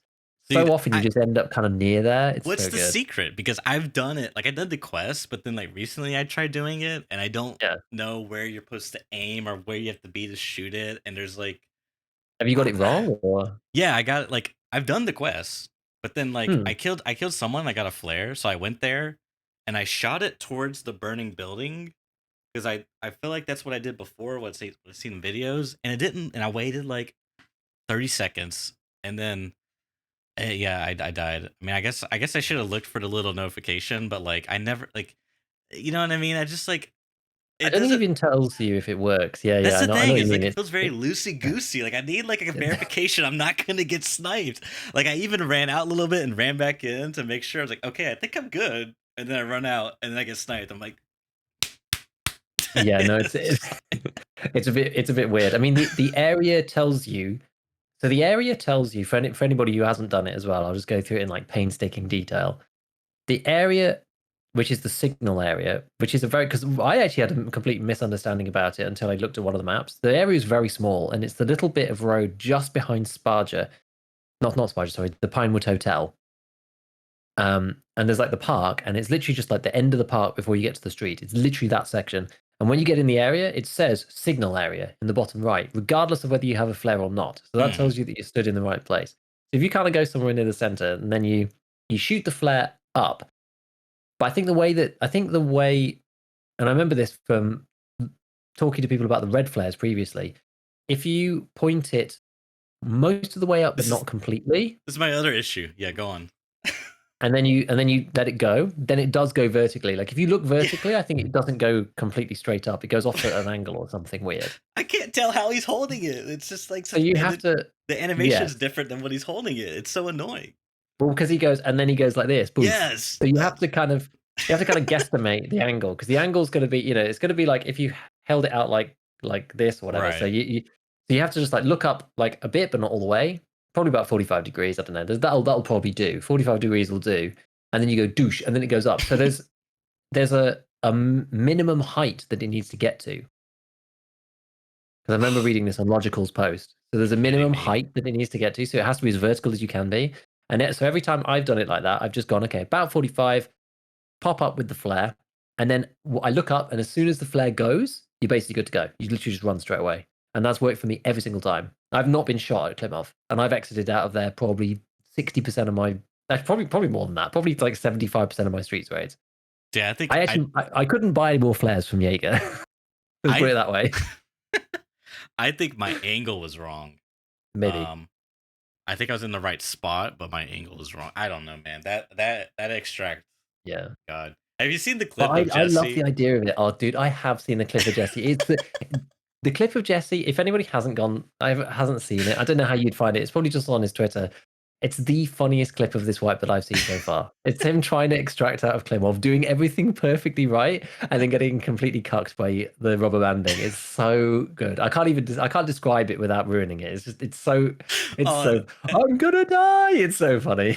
the perfect cutoff. Like he goes to like swear and just cuts off of me. I was like, oh man, kudos to the editor. That just like made it all the better, dude. Oh yeah, that was Oh, great. it's so good. It's so good. But yeah, so I mean, Streets has really grown on me a lot. I feel Mhm. like I've had some insane raids on there as well. Like, and nothing like 7 PMC kills, but I still feel like even if you don't get that many kills, the raids are still. I mean, maybe it's because of the early map, but I just feel it's designed in some ways makes for the raids to be really intense. Like there's a lot of scavs. The scavs are brutal. They spot you from a million miles away. There's player scavs too. I had a crazy fight against two sets of player scavs because I got shot at by a. Because normally what happens, it's like the player scavs and the AI scavs work hand in hand, right? Yeah. The AI scavs get you with the cheeky vision, the cheeky Right. 5000, upgraded thermal, 360 no scope vision. Yeah. And once they're shooting at you, the player scouts just swarm in because then Yeah. you're just targeted, then you're auto-targeted by everyone else because most PMCs are inside buildings or whatever. So there's not actually that much gunfire on streets at any one particular time. Usually I find. Like it's not that hot at any one moment. So usually you're it. If you start getting shot at by 7 mil buck from 200 meters by a scab down the street, and some places you do just have to run, right? And you're just like you just have to pre-paint and go to make it across like the main street sometimes. But yeah, I had this insane fight. I did end up managing to lose. I like got cornered in the post office by two player scabs. Killed the first guy, but because I didn't pre-paint, this was my own fault really. I didn't pre-paint, and they shotgunned the ever-loving crap out of me as I was trying to get into the post office, and one of them blacked my leg on the way in. And so it was a bit like the CS thing we were talking about before. I like crawled the last like 3 meters into the doorway whilst getting just sprayed down from behind. And by the time I got in, I was just like absolutely bludgeoned. And this is why when people are talking about blunt damage being a big problem, I'm not sure if it's really a big issue because like in that situation, like I didn't die. I got hosed down by all sorts of crappy rounds, and I was fine. And I just had a normal class 4 on. Anyway, so I got pinned in this corner with my MDR, and like the first guy came around and I killed him. And then I was waiting, and like there's loads of things I could have done to improve the situation. I looked back and I was like, yeah, I should have just used like one of the stims to like heal my bleeds because I had a heavy bleed and like my thorax was damaged, but I couldn't heal. But I could have used a stim. And anyway, I did a lean, like I tried to see if the guy was going to peek, but the guy had like a pixel angle lean peek on me with like his shotgun, and as I leaned around, he just went bam and just clipped me one time with literally any pellet, and I just fell over and died. I was like, man, okay, that guy played it well. He knew I was really hurt, and he just waited. Like that was it was well played by him. That was well played. So yeah, I've had some insane fights, and yeah, it's been really fun. I've really enjoyed it, and I've tried to just embrace the challenge of learning the new map and being like, right, we're Yeah. playing to get better and enjoy ourselves and stuff. And in that process, I've actually enjoyed the challenge Right. a lot more Right. than when I first started. And I think once you get over that little first threshold of kind of just figuring out where everything is Yeah. and knowing where you are when you spawn, and I'm spending a lot less time being like, that's this and that's there and this and that's there and that's where am I? Because like I'm really bad at that anyway, so it takes me a while to get into that. Like I'm worse than I'm probably in the bottom 5 percentile of people being able to understand like their location and have directions and stuff. It's just like I'm actually god awful. So it takes me a lot more practice than other people. But once I'm into it, then it's better, and I'm now definitely on the up.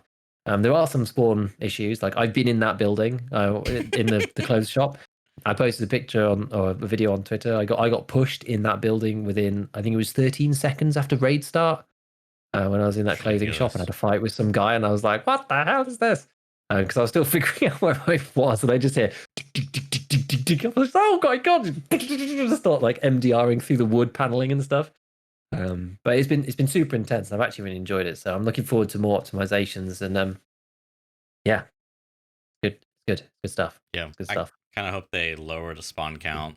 I looked at someone, I think it was maybe the wiki that released the map, and it's got all the PMC spawns, and I looked at them and just like, God, these are atrocious. Like these, like obviously not all of them are gonna be filled, but like if you get the wrong RNG, it's like you're just right next to the guy. You know what I mean? I don't know. Yeah, It's been a topic being a dev, but yeah.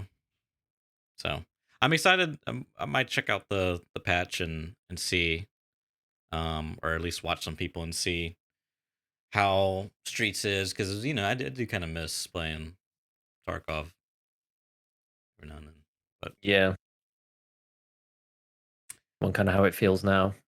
yeah, if it's performance is at least maybe the FPS isn't changed, but if audio is a little bit better, rubber banding's a little bit better, um, you know, those things Yeah, help, and I think it's pretty much like what I wanted in the patch was just like bug fixes, optimizations.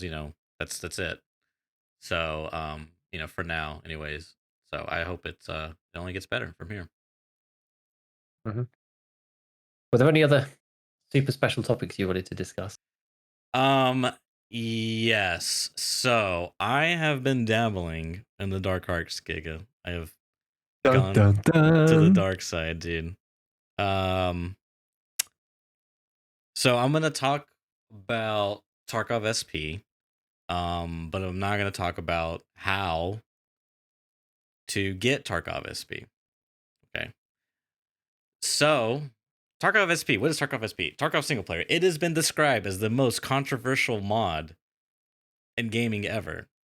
Um, and it kind of is because it's like, yeah, it's not essentially what it is it's Tarkov but in offline mode, and everything functions as if you were in online. So when you take out loot, it stays in your stash, but you're disconnected from the world, of Tarkov. You're in your own little single player environment, and they have mods for the game that changes the game.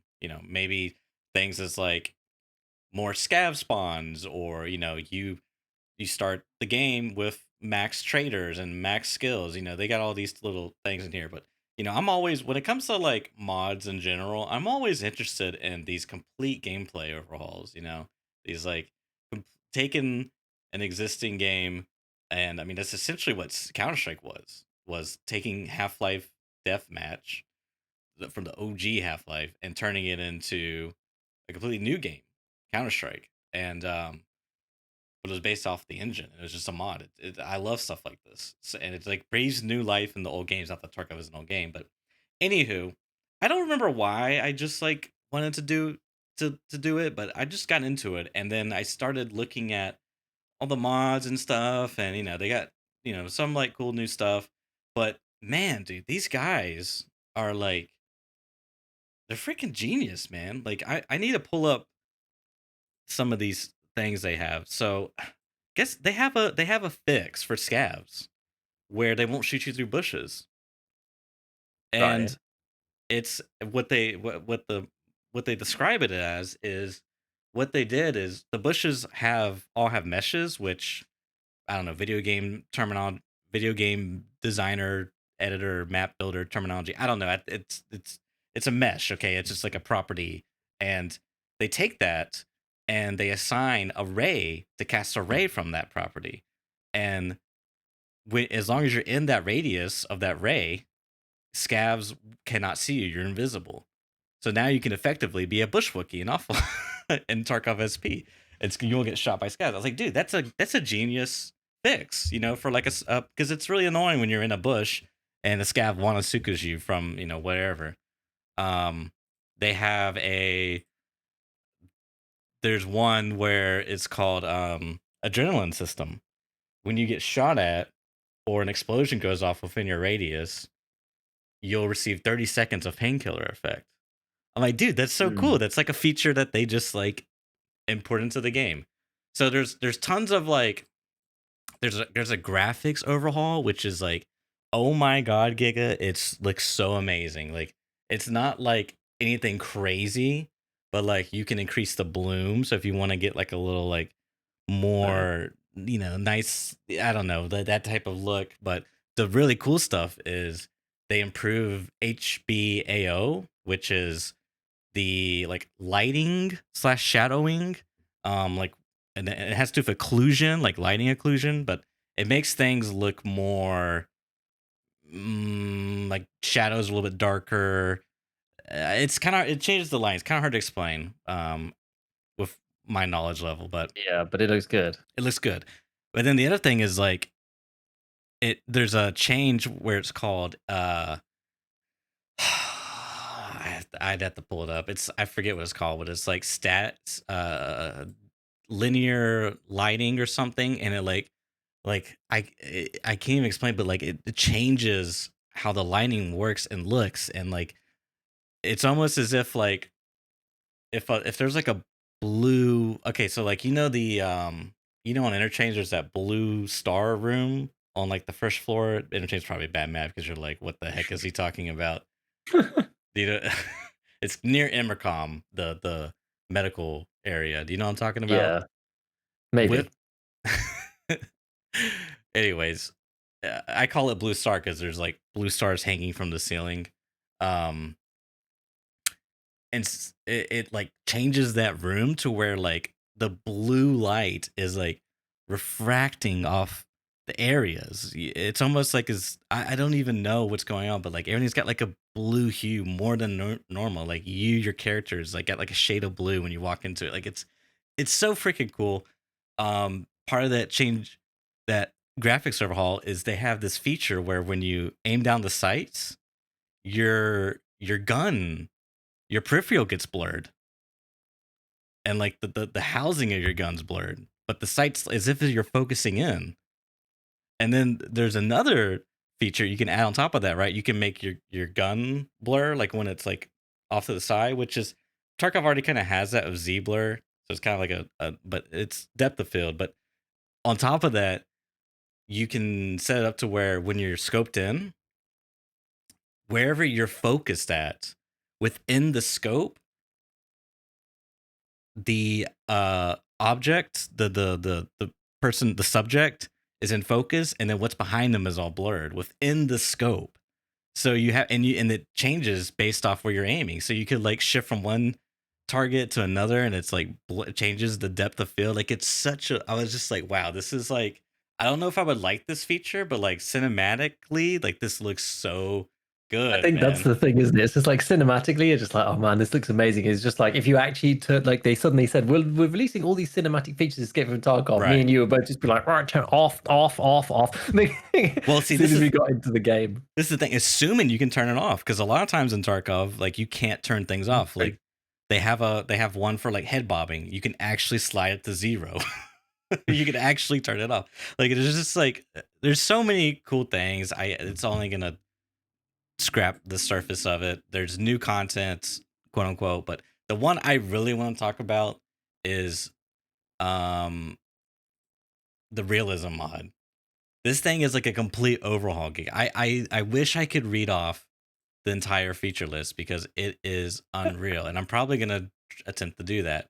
But the main thing I want to talk about is the recoil overhaul he's done, and it is I'm telling you, Giga, this guy, I swear he listens to the podcast. I swear, because he's done like so many different changes that we've talked about. Dynamic traders, the traders stock now fluctuates, and the pricing within a range. So sometimes you go to like a trader and like half their inventory is sold out, like they don't have any stock, and then prices have changed, right? Um, but back to the recoil, it is something you truly have to experience because it feels so good, and this is comes back to the feeling thing, right? So the general broad strokes here of how it works is your recoil is now significantly less, much more realistic, right? Because these guns, they really don't move all that much. However, the longer you full auto, the worse the recoil gets. Yeah. So like you may be shooting and then it's like kind of veering off to the right and like your gun's moving up, it's like moving back into your shoulder more. And then if you stop shooting and let it reset, then you can go back to normal. And it's like completely changed the approach to handling recoil now. It's like if I'm going to full auto, the longer, like the more I miss or whatever the case may be, the longer I full auto, the worse it gets. So it really incentivizes single fire, burst fire, controlled firing. I really love that feature. But that's not all he did. He also, like, dude, I'm nerding out about this so much right now. He That's took fine. he took the modding system and completely overhauled it. So you got, Okay. instead of additive, it's multiplicative now. Hey, look I at that. know. And I was like, dude, that's just the tip of it, Giga. He also, you can see the disperse, you can see the angle of there's an angle stat now baked within the UI. It says Mm. angle. It's got its own little symbol, and it's like 88 or whatever. And then the mods, now can change the angle of the gun. You can put a grip on that adds +5 angle, and now it's instead of 88, it's now 93. I was like, that's genius. There's mods that affect camera recoil. There's mods that the ergo now is also percentage. It's no longer it's a everything's based off the base, and it's all multiplicative essentially, except for like, you know, angle and those things. But Yeah, there's a that's cool. dispersion stat that you can see, and mods can change. Grips and muzzles can change. The one really cool thing is it took me a while to like kind of figure out how it works, but there's a stat called balance, and it's as if you had a bar, right? And you know how you got like the stats bar, and they go to 0 to 100. Let's take ergo for example, right? Well, in the center, which would be 50 if you were talking about ergo, is in this balance stat bar would be 0. The center is 0. If you go to the left, you're in the red now.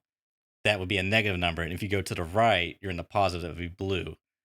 And what it is it's some type of formula he came up with where it takes the the weight of the gun, and then based off the attachment's location on the gun, that adds weight to that side of the back or the front of the gun. So if your balance is -3, your slider would be moved to the left a bit, which means you have more weight on the front of the gun, which means it changes the vertical recoil. You get a vertical recoil reduction, but your horizontal gets worse and you lose a bit more ergonomics. Where if your balance is in the back of the gun, you get a horizontal recoil reduction, but you get a more vertical recoil, and it changes with the ergonomics a bit. So you have to like, now it's not just let me slap on maximum, lasers, whatever. It's like you actually have to consider the weight of the parts you're putting, where you're putting them on the gun. Like I built a SA58 and I put like a bunch of crap stuff on top of the front of it. It was like a short Yeah. SA58, and it was like it actually had like good recoil, even though it was short because I had all this weight on the front. But it was like weird because it had a lot of horizontal. Like it was, oh, dude, the system is like so in depth. Like it's almost too much depth. You know what I mean? But it's me personally, I love it, and it's so cool, man. I'm freaking out about it. That's awesome. That sounds really, really cool. I really like the idea of that balance thing because that's actually not that hard to do, I guess. Like, can you put the parts where you want? Is there like dynamic positioning of the attachments on the rails or not? No, I mean That's a there lot of was, work, but yeah. I think that's a little too much. yeah, that is a lot. I mean, I'm sure they could do it eventually, but Eventually, perhaps, that's yeah. that's cool though because again, that system gives a lot of pros and cons and trade-offs and allows you to do lots of things, which is neat. I mean, there's probably ways that you can break this stuff, right? If you're going to min-max it and test it in front of 200,000 players, then someone will be like, "Here's the ridiculous file that you have to build with Most likely, all of yeah. this stuff at the front and da da da." But like Yeah. even either which way, it's kind of nice to have a few more things that affect it because I think like that's the one thing that you come to realize in Tarkov is that most of the time you're just looking for recoil only, and the Yeah. horizontal recoil is already set by the weapons. I mean, I even think that yeah, you don't necessarily need to even go all the way in a base EFT to get some of the advantages of that. Like you don't even need to go all the way to balance. I think just having unpinning the vertical and the horizontal recoil from each other in that sense. I mean, they are, but to actually have the horizontal recoil be affected by like attachments in different ways to vertical, I think would be a really, really good way to diversify builds and to give people options to do other things rather than what we have now, which is like there are only two stats. No one ever really cares about the weight of the gun. It's very rare that anyone really cares about it. Hmm. And outside of that, it's just get minimum vertical and then optimize for ergo. And that's just the way that you build basically everything, which is it's pretty basic once you actually get down to it. Once you have all the parts unlocked and you know what Yeah. you're doing with it. That's really all it comes down to. So it'd be nice to have more of these trade-offs where it's like, yeah, you can put this part on, but you have to balance then your horizontal recoil with your vertical as well. Like maybe you can have a bit of both, but you're not going to have the best in either case, and those parts maybe are going to be expensive. I think It's tough. It's tough. I don't know if they're ever going to get to that point, but like it sounds cool. I can see why you'd be excited about that system. I mean, how does like have you played a lot of it, or have you spent a lot more time just like in the menus, like looking Yeah, I at would say stuff? Or it's more time. It's a mixed bag because I'm also adding, so essentially how the it works in general is it's because it is a mod as a whole, it's modifying values off the original game. Like yeah, Tarkov, you know, BSG, they have the source code. They can just write new code. These guys necessarily can't um uh, I mean they can using plugins for Unity, but I'm sure there's limitations. I mean that's basically the idea is there is limitations. Like so what was your question? Oh, have I played? Yeah, so Just, I've done how much have you played like in game in right, it right. versus just like playing around with gun builds in the menus and stuff? Because I know I'd Um probably spend most of my time just playing with gun builds and things. well, I've done a mixed bag because I have been adding, that's where I was going with this, is I have been adding new guns that are not associated with this mod. So people have gotten 3D renders and imported them in to the game because they are the same. Like for example, there in Squad, there's a L80. I think it's Squad, but Squad has a couple guns, and Squad's a Uni game that Tarkov doesn't have, like the FAMAS and I think the L85 A2 or whatever, the British gun, and Save our souls. and so I put them in, but because the Realism mod changes specific guns specifically, it doesn't have a table for that gun that I imported. So I have to manually add it in and put values in based off what I kind of think might be, you know what I mean? It's very, and so like I've been doing that, which is like kind of That's quite fun fun. though. Yeah, it Yeah. is fun. So I don't know. I'm having like I want to actually play it and do an actual playthrough. But I'm it's yeah, I don't know. It's fun. So I just think some of these things this guy came up with. I didn't even talk about this either. You know what they did? The your when you change your muzzle velocity, it busts the damage and pen of your ammo. He Oh, coded that it's in. yeah. It Okay. just So there's like there's the base, and then it just right, scales up down right from the base, depending on the speed. right. And this is the great thing Great. about the multiplicative system is it can't possibly break. Well, I mean it can, but it's like very unlikely because as long as the base is okay for the gun, then any multipliers, like you can't get the zero recoil. Essentially, it's just impossible, right? Because it's all Yeah. multiplicative. That's like one of the faults of added system, in my opinion. On top of that, the stock guns feel like the gap between the stock guns and the fully modded guns aren't that great. You know what I mean? Like they're not as wide as it would be in Tarkov. Like a stock Yeah. AK versus a fully modded AK. So I don't know. It's just like God, dude. Like shout out to this guy. I think his name is Fontaine.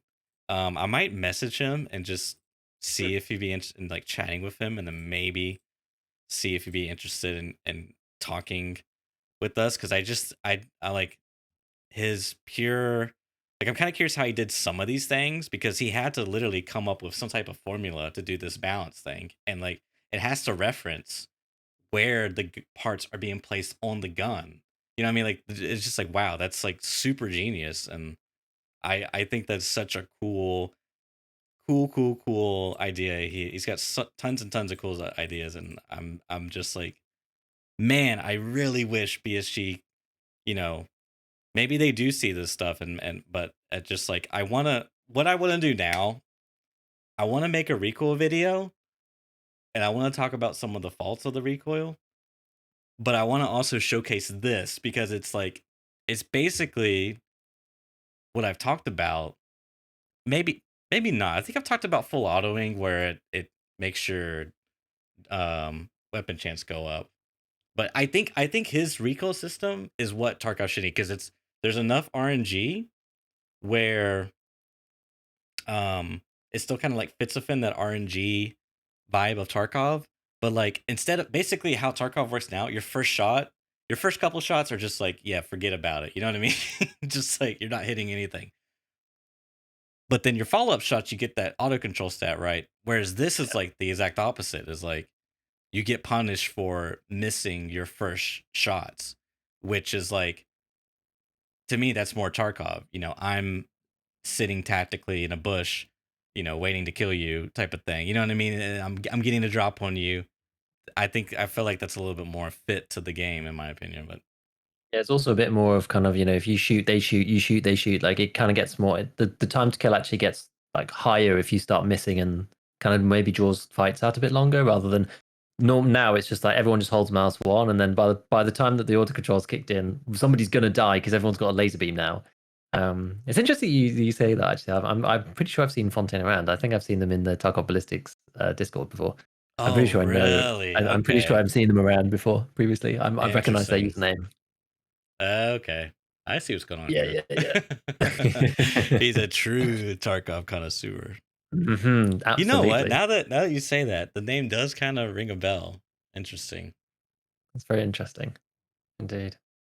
Well, Yeah, I don't know. I mean, this is the thing. I'd really enjoy watching that video for sure. I think it would shed a lot of light. I mean, that world is the dark and shady one, but it shouldn't be. And we should be drawing on people being able to test and experiment in a way that we don't always need to rely on BSG to mhm, implement a wide sweeping change that's not behind NDA on ETS, where we can try like 5 or 6 different Recoil models mhm. just to see how it feels without pushing it to the main branch of the game for 100,000 people to play. Do you know what I mean? It's like, I know we're beta testing, but some of these things require tinkering and fiddling and trial and error and a few different iterations of stuff, which it sounds like is what you've got there. So I'd be fascinated to see about that, to be honest. Yeah, yeah. It's just a matter of doing it and not playing with values at this point. Because I'm like, but yeah, uh, I don't know. I have mixed feelings about this update they did to Recoil, simply because part of it feels like, to me, is like, okay, we did the thing, now fuck off. I mean, I feel like I kind of Kind feel of. like that vibe. Um, We'll see with what they do. of course we'll see, and I'm hopeful that there'll be change, but I just like, part of me feels like everyone celebrated too early. You know what I mean? It's like, I don't know if this is what we. It is a good thing overall, but there's still, you know what I mean. The problem still remains. So I just, at least to me, I see a problem. So I don't know. I just hope that it we get improvements is all, for the better, for the long term, and whatever the Kita wants. That's the vision that they do that. So Indeed. Make 9mm great again. yeah, It's still nowhere near good enough, and the RD and the BP round sluggers are still way too good in comparison. Like there's the gaps there, it's just too wide. Even if they never fix the pistol pivot thing, the pistol grip pivot thing, they still need to rebalance the calibers between relative to each other, in my opinion. But whatever, we'll take. This is the thing. I think at this point, the Tarkov community is just going to take what it's given. yeah, So that's fair. I understand the celebration. So yeah, we will see. We will see what happens. Much hope. Much hope. Okay, well, went a little long, but thanks everyone for hanging out. I hope you enjoyed the cast. Hope you enjoyed the patch, the updates. Let us know down below how your experience been, and as always, catch you on the next video. Catch you later.